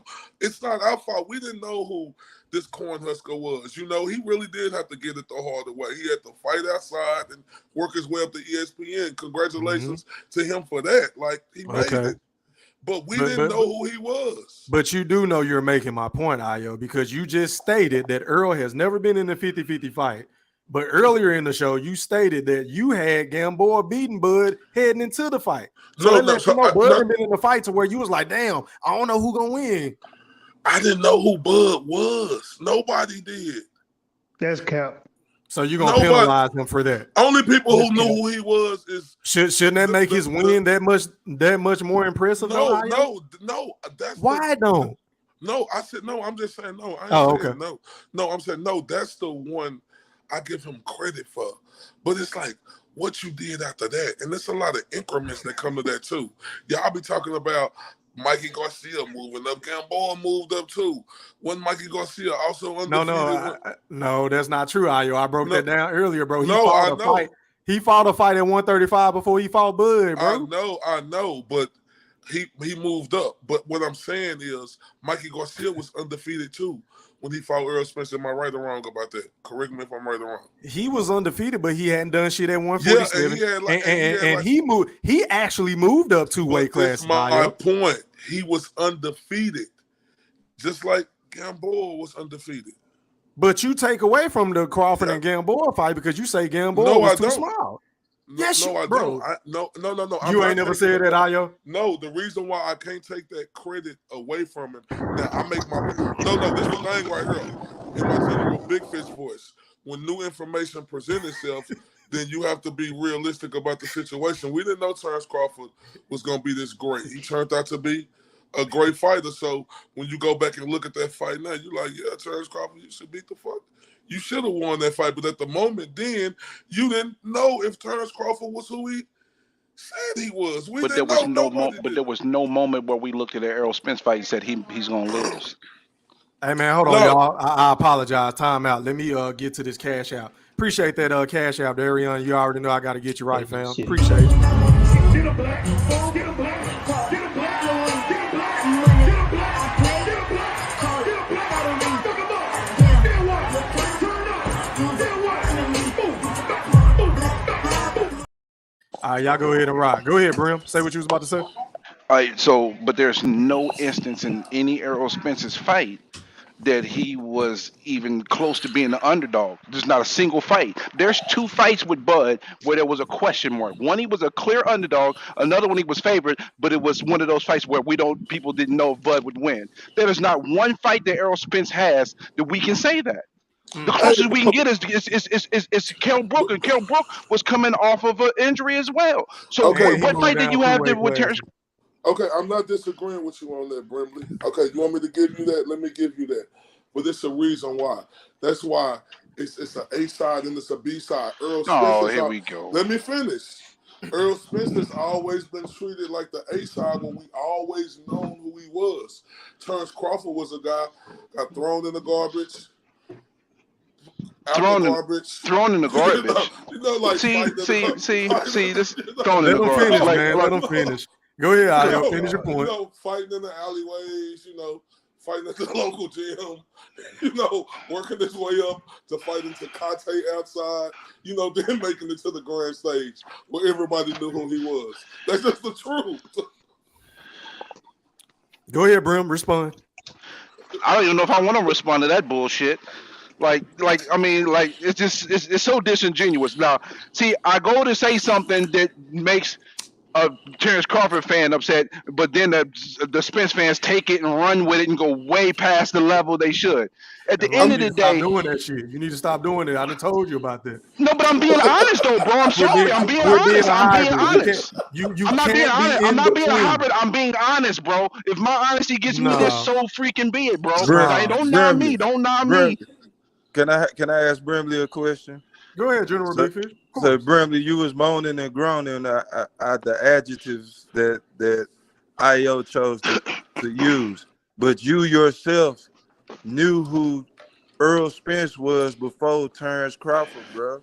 That right there alone lets you know that that what he's saying is true. The dude it was an unknown. He got it out the mud, and he late to the party, but he here now. Earl Spence. He late to the party. Fights. He's late to the party. There's only one reason why he's late to the party, though, buddy. It took Earl Spence 28 fights to get here. It took Terrence Crawford 39 before he finally got to the big stage, and he's the B side at the event, which is that's not a slight to him, but that's just the fact of what it is. That's how the game was played, bro. I don't know about that, though, y'all. Hey, let me ask y'all this. I want to know what concessions Errol Spence made because maybe he gave him 50-50. I don't know. No, if it ain't 50-50, it's close to it. If it ain't 50-50, it's close to it. Yeah, but go ahead. No, Brim, don't do that, man. Don't just throw shit out there that you want it to be. I told you about the I said if it ain't 50-50, it's probably close to it. No, see, there you go. You're saying probably. Don't say that word. We don't know, but I'm just telling you, he obviously got something more than what it was beforehand. I promise you, when the numbers come out, you're going to see Earl Spence going to get more of a guarantee, and you also going to see he's going to get more of a pay-per-view. Well, that means he got a nice paycheck to lose. There you go. Even if he lose or not, we ain't talking about who going to win the fight or not. We talking about who A side and B side. I don't Like, give a fuck about that no more. That yeah, doesn't even matter anymore at this but point. you don't What got matters to. now is that y'all acting just like Hold Errol up, bro. Spence and No, overconfident, bro. and y'all gonna get stomped in. That's it. Let them be. I'm telling y'all, let them be. Let them be. No, confident. bro. I love this I'm bravado. not, I no, love it. I'm not finna let him go to the Pro Bowl in my Thriller, the Black Picasso voice, right? He just said that this how it started out with have Terrence Crawford or Errol Spence been in the 50-50 fight. They asked me, Thriller asked me, have Errol Spence in the 50-50 fight? I said no. Mm-hmm. He said have Terrence Crawford. At first I said 0. Then he said he brought up Gamboa, and I said, oh yeah, you was right. Mm-hmm. And then Stephen Brimley, you brought up another fight. I think you was insinuating to Ricky Burns, right? Correct me wrong? Nope. He was the underdog against Prescott. He was the Oh yeah, underdog. Prescott. Oh, yeah. Yeah, Prescott. Yeah, that's what I was mentioning. Short But notice this a fight. thing, Yeah. right? We didn't. Nah, I know looked who that up. he was. Hey, we go fact check that E3. I already debunked that a long time ago. No, What you want me to look up? I can pull it up. It's an article. Brady Prescott was not the favorite against Terrence Crawford. Okay, let me look it up. Do you remember the website? Nah, I don't remember the website. I try to look it up. Y'all go ahead. Yeah. I challenge that bullshit. You can look at the vacant eye. You can look at the vacant eye for that month. July 30th, though. You are a favorite to disappear on July 30th, Big Fish. Hey man, I don't run nowhere, so you can Why the paint fuck that. would we disappear? You can paint that narrative all you want, but I just know every. Hold on, can I say something? Go ahead. Everything that I'm saying, you used to say. You like even worse than what I'm saying. You said some very no I didn't. So I don't flip my positions to, you know what I'm saying? So I stay where I'm at. If I'm wrong, I'm wrong. I didn't pick a whole lot of fights wrong, so I ain't going nowhere, Brimley. And ain't nobody. I will. But if you're wrong, you're gonna regret it. Like, see, this what these. Hey, Fish. This what these Terrence Crawford blood buddies want us to do. For some reason, they want us to feel sorry for Terrence Crawford, right? What we gonna feel sorry for him for? Because his resume sucked. Y'all always telling us how he in the only active fighter in the Hall of Fame, but then y'all want us to feel sorry for him because his resume sucked. He ain't never got the type of respect he's supposed to deserve. But it's a reason for that. If you look at the opponents he fought, if you look at the platform that he was on, Terrence Crawford put himself in that position for him not to get all these big fights. Because when Terrence Crawford finally, in my rock voice, made it to ESPN, he had the opportunity to maximize the situation. But that Corky Cornhusker didn't have the brain, you know, because it's the size of a mustard seed to do that. He had everything in control with Terrence Crawford. The way he knocking motherfuckers out could have been the biggest thing on this planet, and we wouldn't even be arguing about. Yeah, he was lacking charisma, yo, to take him over the top. Yeah, he had the talent, but then he also didn't have the vision to know that he should have left top rank 4 years sooner than what he did. That's his biggest mistake that nobody wants to admit, and that's why his resume is such. No, that's 2020. Big Fish. That may be his biggest mistake, but that wasn't his biggest mistake financially because he was making more than the PBC fighter while he did that. So Bob Earn was giving guaranteed money. To be the pound for pound number one fight. Let me say this: to be the pound for pound star in boxing, you're comparing yourselves to low level welterweights. That's gonna make you feel better. So he should be relative to Canelo. His salary should be, his payday should look like Canelo's, Wilder's. He should be his shit should be like that, bro. So for him to just be doing a little bit better than Spence allegedly and all the other PBC fighters at 147, whoop-de-doo. He should be making 10 times more than what they're making. So how do you think that's a slam dunk point to rebuttal me with? No, I'm not saying much at all. No, I'm not saying. I'm saying y'all said it was a bad mistake, but I'm saying he was taking guaranteed money. PBC was not offering guaranteed money. That's the only why he took that. And he was you're comparing him to small time fighters. Why don't you compare him to Canelo with his paydays? No, I'm saying he was making more than Porter. He's making more than Thurman. What I'm saying, he could have left top rank and rolled the dice, and he would have made no less than what a PBC fighter was making. So he still was gonna be getting millions of dollars, but he could have rolled the dice on himself and been making close to what Canelo's See, making now. that's hindsight If 2020 he would shit. have That's had hindsight charisma, 2020 shit, if though, he bro. would have had charisma and insight, able to see the future, like Floyd Mayweather, somebody like that, he could be a big star. But Okay, this Big Fish. fight right here could have been happening 5 years ago. Big Fish. Hold up, Then though. why did Keith Thurman and Earl fight then? If that's the case, what you say is correct, then why did Keith Thurman Thurman got Russell injured, and bro. Tank fight? Keith Thurman got injured, bro. No, before this. No, before the injury. Or the Gary Russell and Tank stuff. Keith Thurman didn't want to fight him, bro. We know that. So wait. So how y'all keep saying that if he go over there is gonna be getting his fighters in PBC now? No, it ain't that Keith Thurman didn't want to fight him. Keith Thurman was on another level. If you know boxing, do your research, bro, and look up. Keith Thurman was a super champion. He was around before Errol Spence and them. He was on a level at the time when Errol Spence finally made it to the grand stage. Keith Thurman was a level above him to where he could fight the Pacquiaos and Floyd Mayweather. Why the fuck would he think about the Errol Spence at the time?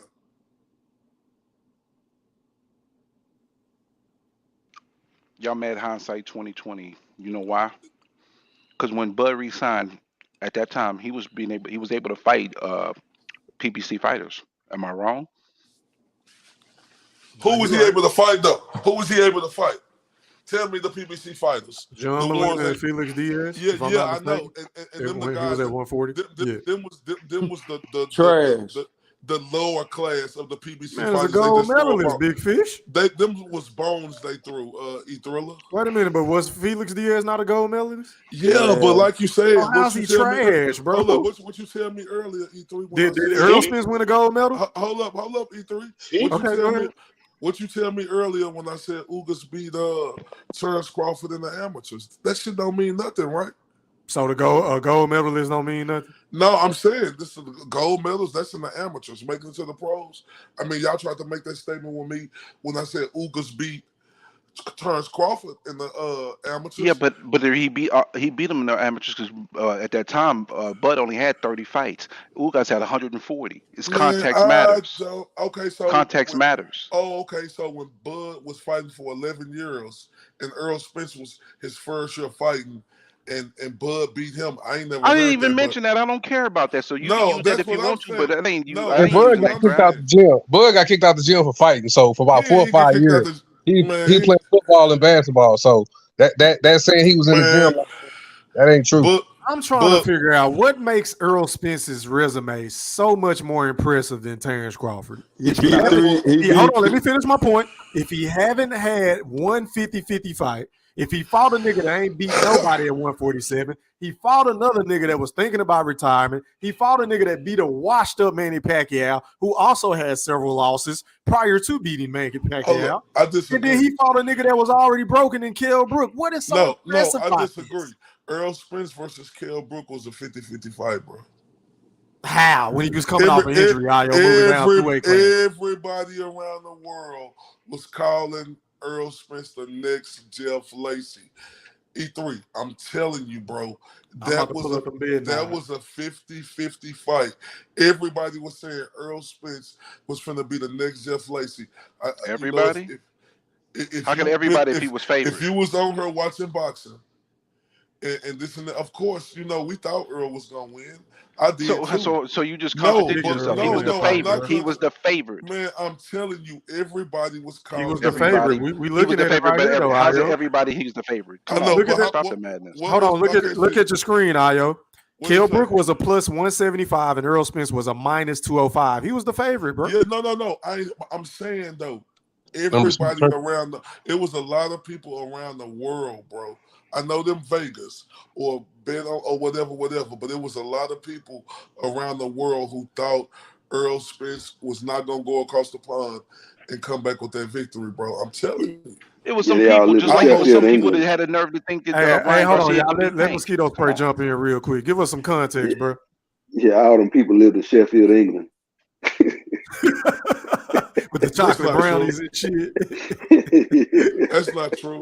That's not true because Io reaching Kell like a Brook was motherfucker, boy. Hey, no, hey, Io, you gotta Mosquito. stop, bro.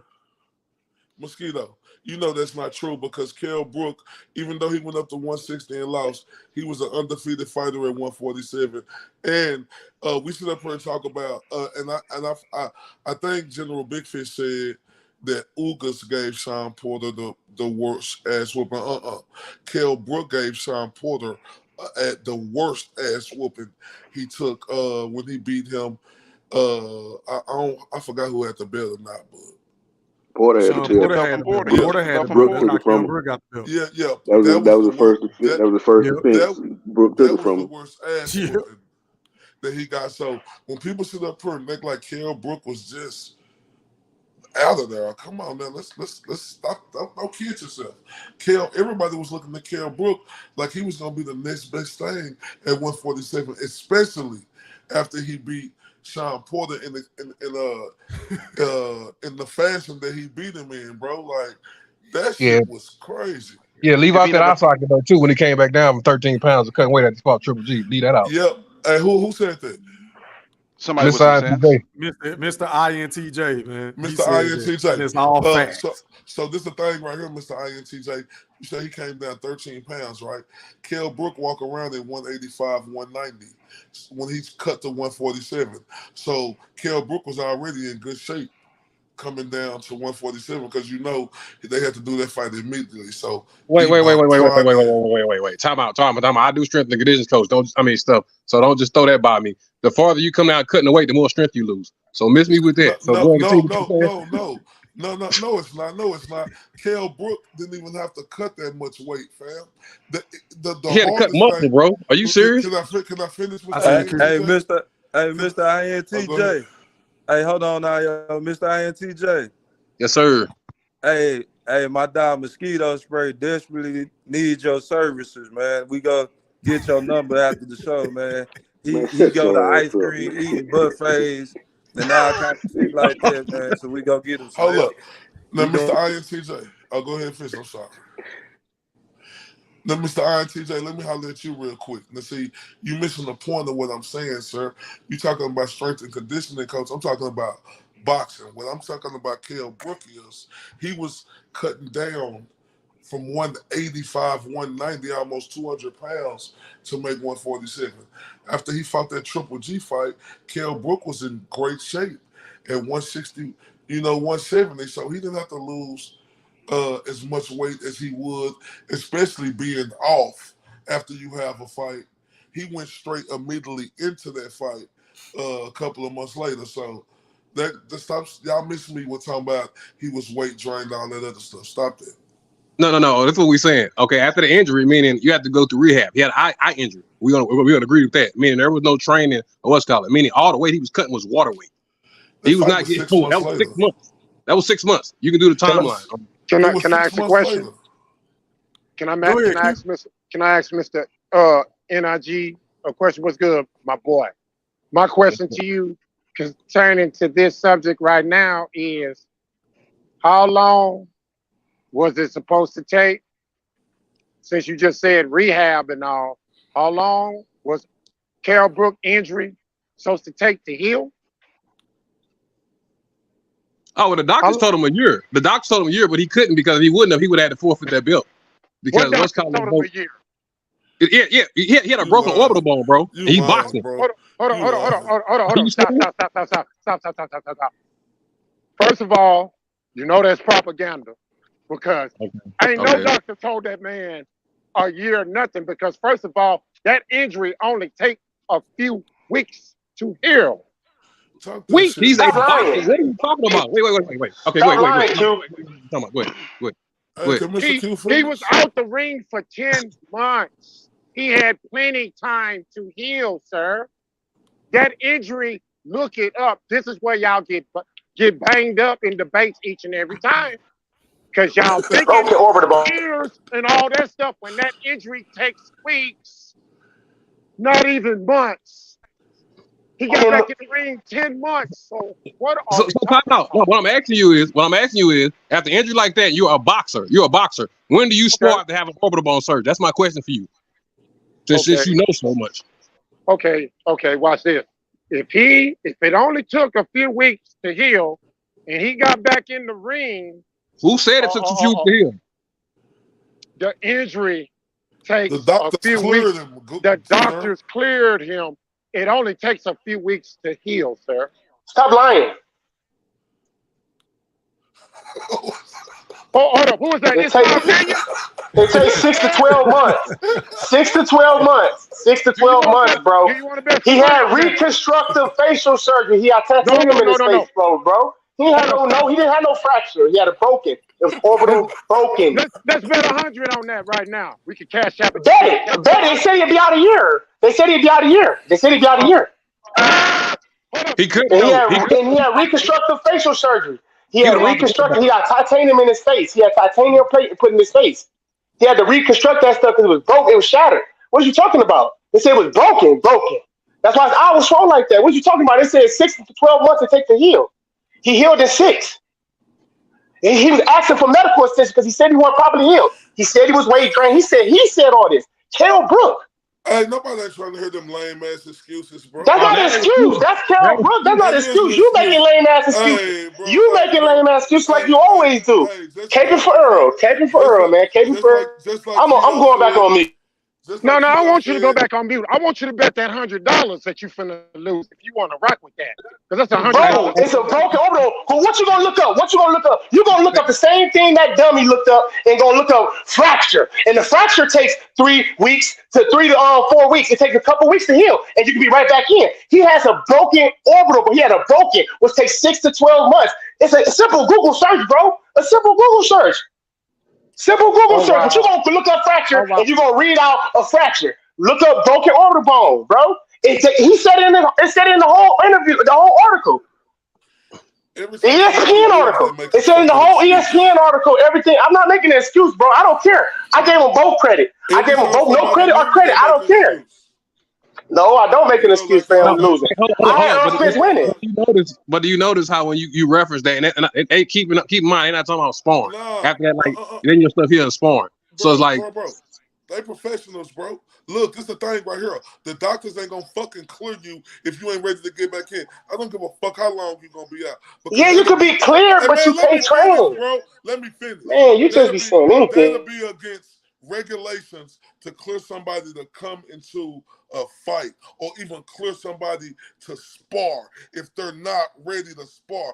You can't tell me, because the fight was 6 months later. You can't tell me that this dude didn't do no sparring. He's a lying ass nigga, man. Lying ass nigga.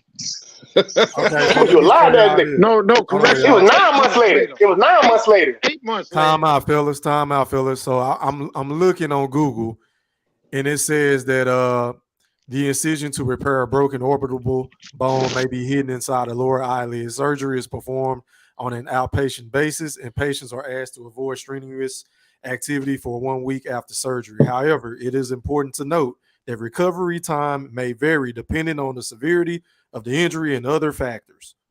Okay, so thank you, E3. Boy, Mr. Q. If he would have bet at that 100, he would have lost. Because E3, you just said it take 1 week after surgery, but it depends on whoop-de-whoop. So if it take only 1 week after surgery to where it's that, then it depends on whoop-de-whoop, then it could be 2 or 3 weeks later that your eyes completely healed when you can get back to normal scheduled programming. Like Ugas did, Iota? Like Ugas? Hey, watch this here. Hey, E3. Yeah. Now, you know the order of logic they like to use. Now, you hear how they're going through all these great links and got you researching Google and all this to prove that Kell Brook was in great shape when he fought Errol Spence. Yeah. But they like to say that he was a completely broken fighter. And I quote, broken fighter when he fought Errol Spence. Now hold on. With the logic that they using, between Spence and Crawford fight, he had 4 years to heal, so he was completely healed, wasn't he? Last I checked, according to that logic. Oh, hold up. Okay, there was no distraction. All right, let's stay on that logic. Every fighting at 154, so he only had 7 pounds. Hold up, Mosquito. I don't want you to go away from that logic you on, right? Because remember, ain't this one of these other guys that said Kell Brook weight drained himself to come back down to Errol Spence? Now we know in them 4 years before Kell Brook fought Terrence Crawford, he was fighting at 154, right? Then Terrence Crawford said, no, you got to suck yourself down to 147 after years of not being at fucking being at 154, not 160. Nice try there. No, but it was years he hadn't been at 147. So y'all can miss me with that dumbass shit y'all talking about. So what Mosquito said was dumb. That was dumb as shit. He just said that we talk about Kell Brook fighting him 4 years later and not giving him that. Kell Brook wasn't fighting no fucking 147, and then you got this dude over here talking about, Kell Brook said himself he weight drained himself. Well, then what the fuck did Kell Brook do when he wasn't fighting at that weight class for years? Then had to suck himself down to fight fucking Crawford. Hey, you about to get a Brimley, man. I was about to say, this is the Brimley. Like, this is me Brimley. earlier. God damn. Say, man, we got to bring the Brimleys back, man. Hey, that's the top 5 candidate right there, man. Because, boy, it's my opinion, guys. Brimley. It's gonna be all right, Ayo. It's gonna be all right. I'm cool with him. Hey, Ayo, your man got a chance to prove you right on the 29th, bro. Mosquito. No, so what's up with that logic, sir? This dude ain't fought. You said 4 years later we make excuses of him. This dude didn't fight at 147 for 4 years later, sir. He was fighting at 154. But it's only a. Oh my God. Oh. It's only a 7-pound difference, bro. 4 years later, the broken man. You know, the dude who had two. Hold up. Bro, are you really comparing moving down 2 weight classes to moving down just one, bro? Is that what we doing tonight, Ayo? Hold up, General Big Fish. Just for Errol. Hey, General Big Fish. I hear they ass, Ayo. I hear it. General, they want to sit up here and talk about, he had an orbital bone broke when he came and fought Errol Spence. Well, when he fought Terrence Crawford, the motherfucker had both of them broke. But it only take a week. You say he gets a week and he back to normal, right? Man. Ayo, and you say it's 1 week and he back to normal, right? That's what you just said. That's what he said. That's what he said. Go ahead, Ayo. Go ahead and rebuttal. No, that's what I'm saying. You see how the propaganda could get switched on y'all? This is dude. Nah, nigga, he switched it on you. I'm finna switch it right back. Hey, whether it took a week or not. No, hold up. These niggas been on here. Stay off the damn weed. And they don't listen. Kell Brook had fucking 2 orbital bones later.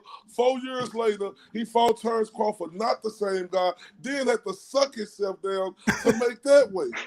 Come on now. So wait a minute. He didn't have to suck himself down, moving down from 160 to 147. Hold on, let me finish. God damn it. To move down from 160 to 147 to face Errol, but he had to suck down from 154 to 147 several years later to face Crawford. 100%. Make that make sense, I'm finna make it make sense in your voice, because 4 years later he was a younger, stronger guy, and then hold up, like my guy General Big Fish say, new information presented itself to us just about a couple of months ago. That shit out. Hey, y'all niggas wear that shit out, man. When y'all ain't got no more talking points, is when y'all want to move to go. Did you see what Kell Brook was doing a couple of months ago? We don't know. And then his coach was talking about how he wasn't dedicated to the gym and stuff, and his coach didn't want to train them no more. But y'all don't want to talk about none of that, though. Yeah, that was he said the number was the same. He said the number was the same. He said the number was the same. He said the number was the same. So let's don't use that as an excuse. He said the number was the same. Did you see the punch that stunned Kell Brook? Man, it was a motherfucking juke, man. Crawford is like that, man. He made up some shit on the man, that nigga was shot. He's a man. He ain't never got hit like that. He said that shit like, what the fuck happened? You know what's so funny? Y'all gonna be just remember this. Errol the same way, and that mouthpiece gonna fly out the fucking ring. Yeah, because they're going to be using all these excuses for Errol Spence afterwards. They're going to be using these same excuses for Brook. They're going to use for Errol Spence. Man, well, you was out of the ring for 17 months. That's my boy one. I can't wait to see One this. because he Hey, was nah, bro. inactive. I can't wait to see this Say, shit. Omaha got let down. Terrence Crawford let Omaha down when he took that Avenesian fight, right? Errol Spence showed how Dallas. Man, I ain't about hearing that shit. Hold on. He got paid and he got the fight. He got paid more. Cut it out. Man, if y'all He got 10 million, Nonsense. bro. Nonsense. He look, got And now he paid about to and get he another getting 10 paid million more. plus. Yep, getting paid to win. What Black Prime at now? That he got 10 million. It don't matter. They gave him his money. Hey, y'all. Black Promise Hey, Black y'all. Promise that ain't got shit to do with Terrence Crawford. Bud They paid bankrupt. him for his Hey, services and he y'all. got the job done.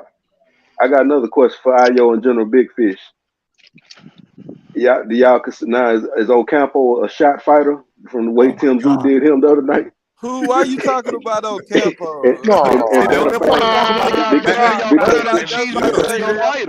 Because Tim Zoo handled him in better fashion than Errol Spence did. So he a shot fighter. Ocampo. And Jose Benavidez. No, let me answer that. No, I agree. Yeah, I nigga. agree. No. Ocampo was done, bro. But you know what's crazy though? Tim Zoo, look, just like and let me answer that question with nobody interrupting me, please. Look, I agree with you, Mosquito Spray. Mute your audio, somebody. Garbage disposal on or something. Mute your audio. Go ahead, Ayo. Garbage disposal. I agree with you, Mosquito Spray.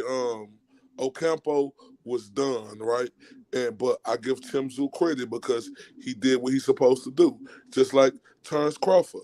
All the fighters he fought wasn't shit. But I give him credit because he did what he was supposed to do. Nigga just said Gamboa was, man, come on, No, not except right Gamboa. now, bro. Gamboa was little as fuck, E3. Man, he fought at 135 before That he fought Bud. motherfucker If he was little, what was Mikey 4 foot Garcia for tall. Errol Spence?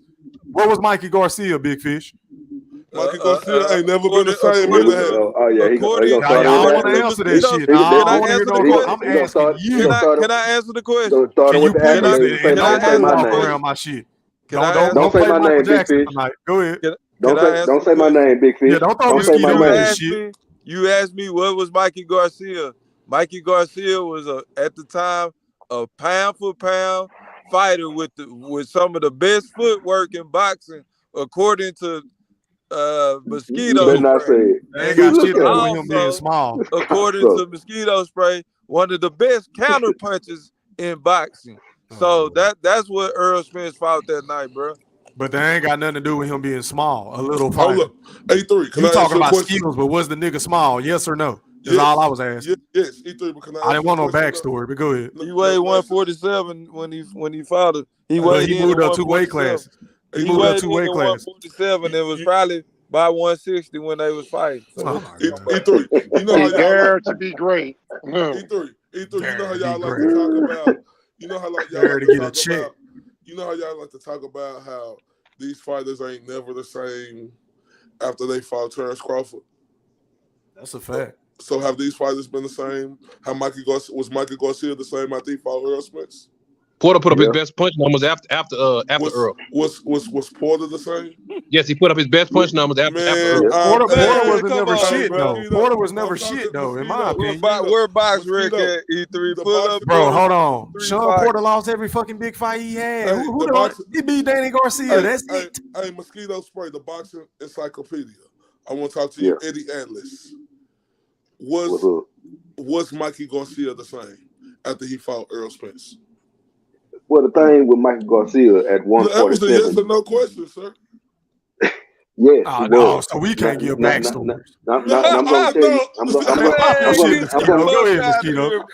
Y'all niggas don't never say yes or no. Mosquito Spray, you full of shit, man. Go ahead, Mosquito. I'm going to tell you, and I've told Big Fish ugly ass this in private, that the thing with Mike Garcia, if you remember, he's similar to Eric Morales back in the early 2000s when he was when he couldn't make 30 anymore, but 35 was too big for him. Remember, he lost to Zahir Rahim.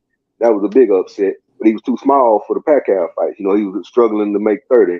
Mike Garcia is to a point where it's hard for him to make 40. 47 is too big for him. He's what you call a man without a weight class. That's why he's losing the Sandro Martins and I like you know and letting the Jesse Vargas hang around. That he stuff like that. I like all them jumping jacks you're doing and stuff, but you still ain't answering my question. Was Mikey Garcia I said, the yeah. same fighter? Yes. So what? Okay, so what did he do after that Errol Spence loss? I'll wait. Eddie Atlas. He beat Jesse Vargas. Jesse Vargas. Jesse Yeah, Vargas. he got a big payday. He made what, $7 million that fight or some shit like that. Vargas. That was got a when big payday. Hold up, stop. Hold Man, up. no. Now bring the context to that though. Well, don't forget. Let's not forget. Hold on. Let's not forget. This is the same Jesse Vargas that fought Adrian Broner to a draw, and then had Tim Bradley stopped. Had the referee not Hall of Famer Tim Bradley stopped. Had the referee not messed up with the time left on the clock. Quit You know what hating, I'm saying? So quit hating. I mean, Jesse Vargas. I mean, I'm not saying he's a top fighter or nothing like that, but he's a solid guy. You know what I'm saying? He was He's a credible opponent. I agree. I agree, Mosquito. You need to stop that shit. No, he's a very credible opponent. You said I'm talking about when you said Mikey Garcia made the $7 million. Yeah, you know how many people cashed out when DAZN first came on the scene? They was giving that money to everybody just to come fight on their network. And Garcia, just to show you he's the same fighter, he hurt Garcia. Hurt Vargas a couple times that fight with right hand. Still the same fighter, man. Just the weight class too big for him, man. Bro, he was never this. Hey, this dude lost to Sandor Martin, and you telling me he was the same fighter? Okay. Look what Sandor Martin did with Teofimo Lopez, man. Lopez, bro. That ain't no knock.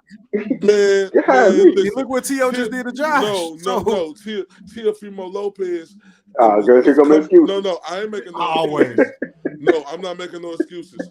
But as a fighter, right, and this is just real shit. As a fighter, when you on top like that, and you take your first loss, it's hard to come back.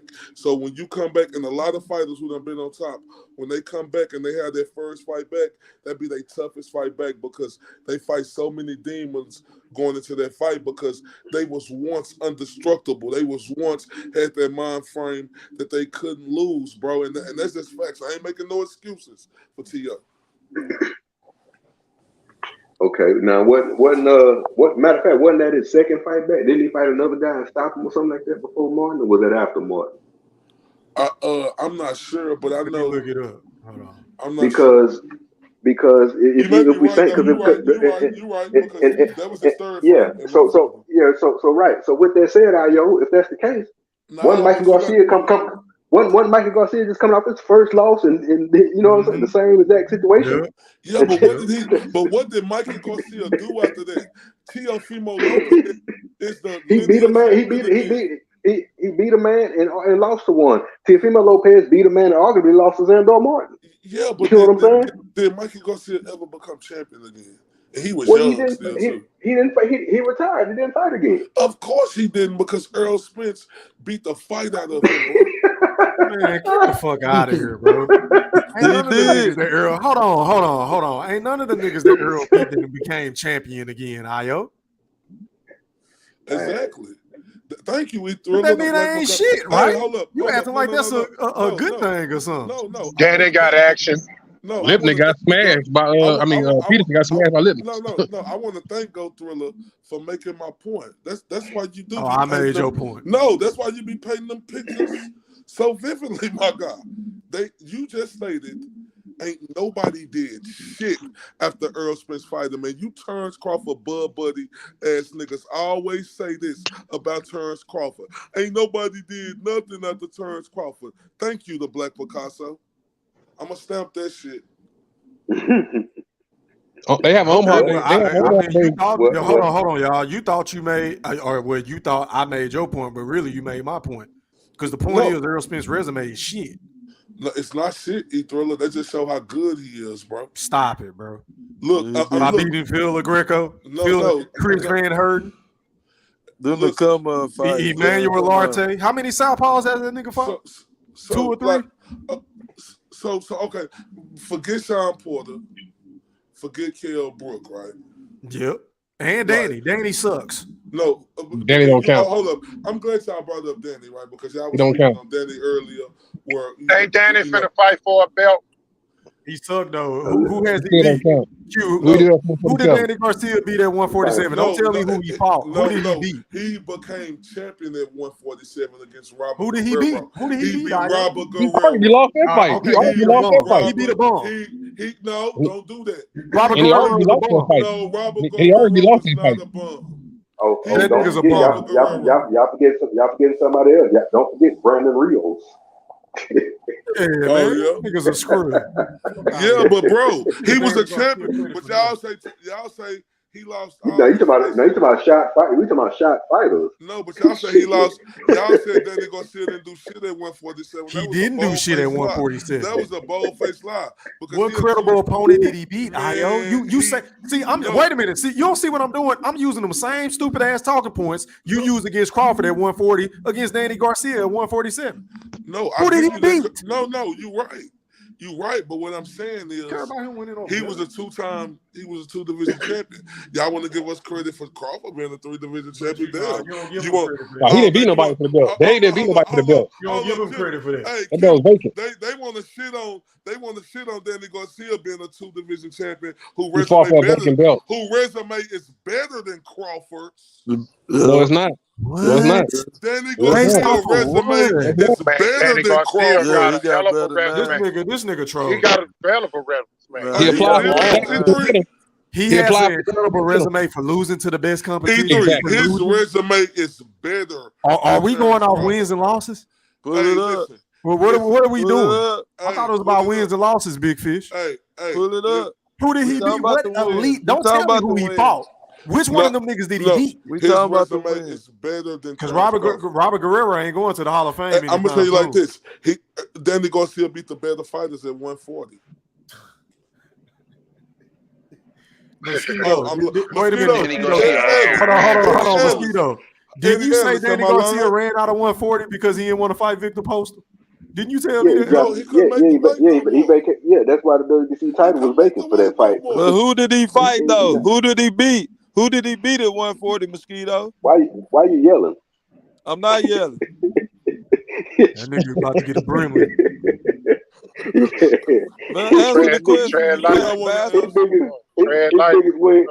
His biggest win was against Matisse.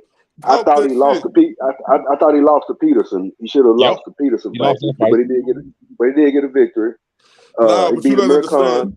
He should have lost. He should have lost to Herrera too. They cheated Herrera in that fight. Herrera. Herrera. Danny Garcia overrated. He shot the American. But he got better. He shot the American was beating the shit out of him. American was beating the dog shit out of Danny. He beat another good win. I mean a solid win based on the time it was. He beat Zab Judah, but that was toward the end of his career. Hall of Fame. Is my opinion. Porter was winning when Crawford knocked him out. So what you mean is my No, it wasn't. No, it was not. not. Porter wasn't winning. No, Porter wasn't winning the scorecard. No, he was not winning. Who was talking to him in that corner said he was losing? That was Tim Bradley. That was Tim Bradley because Andre Ward had him up. But the thing is, Tim Bradley be commentating and coaching, man. Is that legal? Bro, listen, it was 6-3, 6-3, and 5-4 in favor of the Bud going into that round. So stop. Yeah, I don't know why y'all who just said Timothy Bradley be coaching and commentating at the same time? No, I didn't say he was coaching. I said he was telling Bud you down. Time out, y'all. We got Danny Garcia resume up right here. All right, so check this out. He should have lost this fight right here. I remember this fight because didn't they fight in like Puerto Rico or some shit like that? He stunk it up. That nigga really lost that fight, but I they remember cheated. that fight. Yeah. That's what Tim Bradley got. Tim Bradley got a hand. The Ryan Stalker. That was another joke of a fight. Ryan Stalker was a joke. Yeah. Second round KO. Weak ass exhibition. Damn, that's just like Terrence Crawford fighting in Dongo. He beat Paulie Malignaggi. I mean, are you kidding me? Okay, so I just heard what Io said. Let me ask y'all this. Okay, I understand you might not know some of the fighters in Dongo beat or whatever, but what more accomplished champion has Errol Spence beat than Julius and Dongo? Man, listen to what I'm saying though. Look, what more accomplished champion has Spence beat than Julius and Dongo? Gotta answer. Don't play ring around the rosy. You don't gotta answer, Mosquito. Mosquito spray. Listen, I can't say you're wrong that Ndongo had 2 belts, right? So I get that, but miss me with the shit about who is better, like who he fought. We don't More even count accomplished. them, fam. We don't count them, bro. Like we got the mosquito spray. Ricky Burns and Errol Troyanowski. Those are Mosquito two spray. solid names. Mosquito And he spray. stopped Ricky Troyanowski in the Burns. first round. Ricky Burns was done after Terrence Crawford. Hey, E3, pull up Errol Troyanowski or pull up Ndongo's resume and click on Errol Troyanowski if you could, bro. Okay, I got you. And mosquito spray, you saying, look, mosquito spray, we understand that you was a wizard and you know a lot of these names, but mosquito spray, these names, they don't carry no weight. I ain't discrediting them. They was champion, but it don't carry no weight. Yeah, Ayo just go out the popularity contest. I ain't about going their on actual popularity. performance. No, I ain't going on popularity because I can remember when Floyd Mayweather retired. What was that guy, mosquito spray? He was in the lower weight class. They made him the #1 pound-for-pound fighter in the world, and I said I agree with that. Oh, Roman Gonzalez. Roman Gonzalez. I agree with Roman Gonzalez being the #1 pound-for-pound fighter over everybody, bro. Hey, here you go, Mosquito. He was 25-0. Yeah, and with Clicker, he got had a pretty good knockout ratio also. Wasn't it 25-0 with 4 knockouts or nothing like that? You know how many fighters get built up to be 25-0, bro? Yeah, he got a 75% KO percentage. And look at the result when he fought Ndongo. Go down to the Ndongo fight. Look to the half when he fought Ndongo. All right, here you go, right here. Ndongo was 20-0. Stopped him in the first round. Got stopped in the first round. Can I tell y'all something though? You see what I'm saying, man? Let me tell you something. But because Crawford did him so bad, he suck. I've never heard of him. Crawford did him like this. He has to suck. Mosquito spray. You know boxing just like I do. You know records are made to be padding. All them fighters that you showing me right there, their records was padding. They was pattern, bro. They had like you could build the fighter up and get them 20-0 fighting local guys and paying them $300 a piece. They just show you what they did for Daniel. Daniel had 2 losses. We still on Troyanowski's resume, right? Just scroll down before the Ndongo fight, so look at some of the guys' records he was beating. Let me see. And what he was doing. Man, I gotta get these fucking pop-ups off here, man. Hold on. All right, so I'm scrolling down. 48-0. Damn. Yeah, what was his name? His name is Caesar Kuna. Click on him. Click on his resume then. Okay. Click on him, and I want you to go down the fighters. 48-4 to 48-4. Man, look at that bill. Let's see his resume. Start from let's see. Let's look at all the guys who he lost to. I apologize for the pop-ups, fellas. Who did he lose to? E3. I see 3 losses right there. He lost to a dude that was 18-0. What's his Ibrahim Gomez. I don't know how to say his last name. Jonathan Inez. He lost to Travanowski. He lost to him twice, bro, back to back. So yeah, but before that, he was undefeated. Look at his resume. Look at the padded records. 26-3, 25-6, 29-4, 27-4, 19-0. Yeah, that narrative's gonna ride the window. I mean, he fighting good fighters, bro. 19-0 again. No. You see the links they go through to discredit the champ, man. No. Mosquito spray. Am I lying, Mosquito? Slide the goalpost. Slide the goalpost for the first. Am I lying, Mosquito? These guys' records don't be padded up. But Troyanowski's was not, man. He was fighting guys before he fought Ndongo. Oh my God. Iota, what you rank EJ Powell? What you rank EJ Powell in defense? Just curious. I think. Well, I'm gonna just say this. I ain't gonna say where I rank his power and his defense at. I'm gonna say this on paper, and I'm gonna be honest. I'm gonna give Terrence Crawford more power because he have showed us that no matter of the competition he fought, one thing I could say, just like I spoke on the Ocampo fight, Tazoo got him out of there because he didn't belong. Crawford got all these guys out of there because they didn't belong. So I'm gonna give Crawford credit on paper that he. No, that's right. Go ahead. What you mean on paper? I don't think I really don't. He done showed it, bro. He knocking niggas out. I really don't think so. But I'm not gonna be foolish and say on paper, if you're looking at both of the guys, we're gonna give Crawford that accolade in having more power. But when it comes to me winning this fight, this is the main key. I'm glad somebody said that it's defense. Errol Spence is way more defensively responsible than Terrence Crawford. How is that he gets hit twice as much? How is that and he gets hit twice as much? Can you make sense out of that? That's my question. Yeah, but because this is the thing right here. When you fight better competition, you're gonna get hit more because you fight guys who actually know how to fight. And that ain't me being funny. That's just me being truthful. Better competition. Okay, I'm saying we're looking at the numbers. No, I'm saying we're looking at the competition. Like you say, Kell Brook and somebody got some bad feedback. I don't know who it is, man, but get your audio straight, please. So the playback can enjoy the show, y'all. Come on now. You might have to roll out the ring or come back on. It's not me. I just had my phone on mute. Y'all go ahead. Y'all go ahead and pop your shit.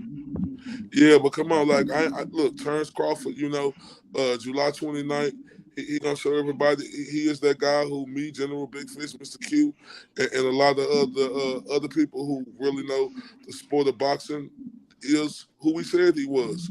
Errol Spence is gonna break this guy down. He has never had nobody in front of him who has been more as physical, as dominant, and who yes, he has. Wow, have you seen Bud more? Have you seen Bud Sparks? I want to hear this because I'm clipping all this shit after on July the 29th. I'm doing a roll call. Go ahead and finish. I got receipts. Like a motherfucker. Go ahead. So I want everybody to know this. Like by round 5, right? You're going to see Terrence Crawford legs like noodles.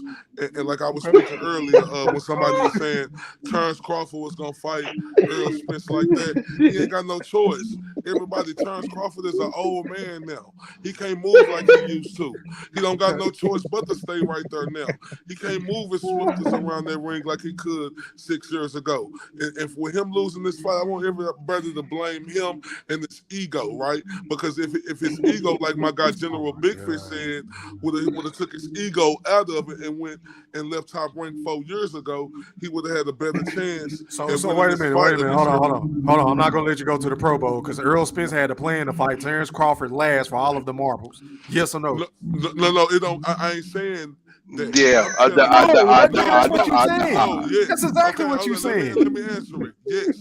What I'm saying, hold up, E-Thriller, the Black Picasso. You moving the goalpost. No, what I'm saying is, like my guy, my right brother, General Big Fish said, like he stated, and he stumped all this shit y'all was saying, if Terrence Crawford would have came there 4 years ago, he would have been fighting better competition. He probably could have had the Porter and the Thurmans. Okay. So wait a minute. So I was right that the fight wasn't gonna happen any fucking way until Errol was done with his plan. Errol Spence ain't the only fighter out there. He ain't the only fighter. Wait a minute. So y'all really believe that Al Heyman was going to allow Terrence Crawford to come in and grab some belts from Errol Spence? No. What I'm gonna tell you is, if that's how it would have happened, that's how it would have happened. Because guess what? It would have ended up like this right now. Because we do know clearly Terrence Crawford and Errol Spence is the best 2 welterweights on this planet. But my point is the fight wasn't gonna happen until Errol got done with his plan. That was the fight wasn't gonna happen until. So what does Terrence Crawford's ego have to do with Errol's plan? No, because his ego. No, it ain't that his ego left him over there at Top Rank. No, it didn't. They got nothing to do with ego. Look, his ego left him at Top Rank, and he thought he was somebody, and found out he wasn't shit and couldn't get no fight. Why you sound dumb? I'm nobody because they're avoiding me and the fighters are scared to fight me. It was a whole lot of fight. It's not Errol. 4 or 5 years ago, Errol Spence wasn't in this position. You sound dumb. Calm your emotions, sir. Don't. Nice try. Don't even try it. You stop while you're behind. Hey, let's go ahead and do this. We about to be on for 3 hours, man. Let's wrap this show up, man. All right, going out to Mr. INTJ. Closing thoughts, man. Well, yeah, I'm glad. I hope you snip it and get everything I would have said because I'm saying. Oh yeah. For sure. Like I want one thing to be remembered. Like I always keep saying this, but like it comes down to like your dominant hand. I don't care if you're all right handed and somebody left hand, you tell them to throw something down the street with your weak hand. person that dominated the white had advantage. So people can think that they don't mean nothing. But like I say, come July 29th, like I said, we have Omaha day after that. So if I would want to come to Omaha and celebrate the fish fry, he can. You know what I'm saying? Make sure you keep this recorded. But I'm going to everybody else. Take the floor. Already, man. You know I keep the receipts, man. Appreciate you, Mr. INTJ. Shout out to my niggas in Nebraska, man. Salute. All right, going out to It's My Opinion. Closing thoughts, my brother from Cleveland. All right, man. It was fun as usual, as always, man. I just can't wait till July 29th so we can shut up all the Earl-sexuals. Cause I'm sick and tired of all that bullshit propaganda they be spitting all day, every day. But till next time, catch y'all later. Appreciate you, man. Appreciate you for pulling up, my guy. All right, man. Going out to the BFB Master Q. Closing thoughts, my brother. Hey, man, this was a very, very entertaining show. I really enjoyed listening to it, and I'm pretty sure the playback gonna be even better. But wait, man, y'all was cooking tonight, man. I swear to God, y'all was cooking tonight. Oh, y'all was cooking tonight, man. God damn, boy. It was good show. I'm definitely gonna catch the playback. Until next time, and the draft, man. Tell them about the draft, brother. Hey, man, I'm gonna get into that once I get through everybody else. I'm gonna let everybody know when we gonna do the draft and then the Brimley Awards this week. I got you, Q. Already. That's all I got. Appreciate you, man. All right, man. Going out to my brother, my big bro, the boxing historian, Mosquito Spray, aka Eddie Atlas. Closing thoughts, my brother. Yeah, I appreciate you having me on, man. I had a good time, and man, we getting closer and closer, man. I'm starting to, I was saying I won't get excited today in the rain before the bell rang, but I'm starting to get a little excited, man. I can't wait. I cannot wait till this shit happen, man. I've been telling your brother for years, man, that I can't wait. I can't wait. But man, I'll catch y'all on this one. Everybody take it light, be safe, subscribe, come part of the E-Driller Nation. I'll catch y'all on the next one. Appreciate it, man. All right, man. Going out to Mr. 214. Closing thoughts, my brother. Hey, man, shout out to everybody here on E-Thriller, the Black Picasso. Everybody y'all see it on the screen, go subscribe to the new page so we can get that motherfucker monetized quick. Go Thriller, GOAT, the number 3 ILLA. Shout out to my dog, E-Thriller, the Black Picasso, for always painting these pictures so vividly and doing these extraordinary shows where you bring all different type of boxing minds together, and it be a momentous occasion every time. You let everybody come on your platform. We really appreciate you, E3, and the hard work you do. Shout out to my dog, Mosquito Spray, Eddie Atlas. I ain't gonna lie to you, one of the best guys I've never heard. Break down the sport of boxing. When you talk about a guy who could go back to weight classes, just like the breakdown he did tonight, you could just see the stars at night are big and bright, deep in the heart of Texas when it comes to that man and his boxing wordplay. Shout out to General Big Fish, the enforcer. You know what I'm saying? We're gonna start calling him Debo. You know what I'm saying? Because I'm gonna tell you one thing about the General. The General don't fuck around and play no games. You talking about Shaq from 2000 to 2003, when General Big Fish get on her and cook, he dominant just like that. Shout out to my guy, Mr. Q, Mr. Oh wow. When I tell you my guy is the most original dude I ever heard talk boxing and just funny and explosive, and in the same time, I got to give him that. Shout out to Steve Brimley. You know what I'm saying? One thing about Steve Brimley, his rebuttal game is fantastic. That's what make him who he is. You know what I'm saying? Me and Steve Brimley may have our problems, but one thing I can respect about this guy is his rebuttal game. And not only that, he do know the sport of boxing. E-Thriller, I appreciate you, dog. When I tell you, man, you is one of the best when it comes to doing this boxing, doing these platforms, and just breaking it down and getting motherfuckers like me pissed off when I hear you doing your introduction and just breaking that shit down, bro. Shit is incredible, bro. I appreciate you, and it feels so good being back on here tonight. Salute, But why my you guy. got a different? Salute. Appreciate that, IOTBA. All right, man. And last but not least, going out to, is that Stephen Brimley? Is that Stephen Brimley? Closing thoughts, man. Take us home. Man, I appreciate you as always, bringing a platform here for us to discuss all the boxing action. I look forward to the APBs that we're going to have to put out on July 30th. And it's going to be ridiculous. I mean, I just want to know who's going to show up because win, lose, or draw, I will be around. But I can't say that for a lot of these guys. That's going to be the testament to see how much honor they got if they're going to show their face when they go down and taste the canvas and lose. So until then, let's enjoy the rest of this. But we already know what time it is. We know what's going to happen. I'm gonna clip that for you, Steven. Yeah, you can. You can clip already, man. Hey, man, shout out to all my guys that pulled up on the panel, man. Is that Stephen Brimley, Mr. IOTBA, Mosquito Spray, BLB Master Q, Mr. INTJ. Shout out to It's My Opinion. Shout out to the General Big Fish, a.k.a. the capo of the panel. Shout out to everybody in the Wolf Chat. Shout out to the Playback Game, man. Make sure y'all hit that like button. Run them likes up to 200 plus. Hell, try to get them up to 300 if y'all can, man. Drop a comment and let me know that you enjoyed the show. Be on the lookout for the first annual Errol Sexual Draft hosted by the General Big Fish and a BFB Master Q. We're going to do like a little all-star game format to where we're going to flip a coin. We're going to see who going first, and they're going to pick, the top, 15 or 20 Errol Sexuals or whatever the case may be. So y'all be on the lookout for that. It might be coming on maybe Friday or Saturday. I'm not totally sure yet. I'm going to have to give them my guys, man. But always, man, shout out to everybody that sent me a cash out. Shout out to Goldie Lowe. Shout out to Darian for sending me a cash out. Shout out to my day one D-Town Blaster. Stand the fuck up, my niggas from Texas. And until next time, shout out to my nigga Contra Combs for lacing up that motherfucking remix for Yeah, I Said It. And without further ado, we are gone.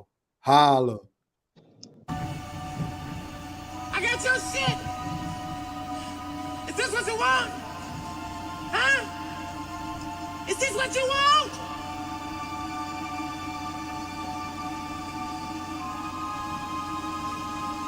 Well, come and get it, goddamn!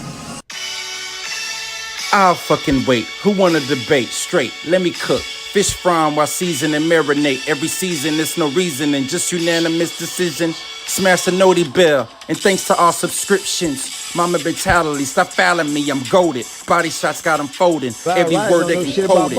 Smoking bud, watching bud, smoke these niggas Mayweather with the defense, nothing short of genius.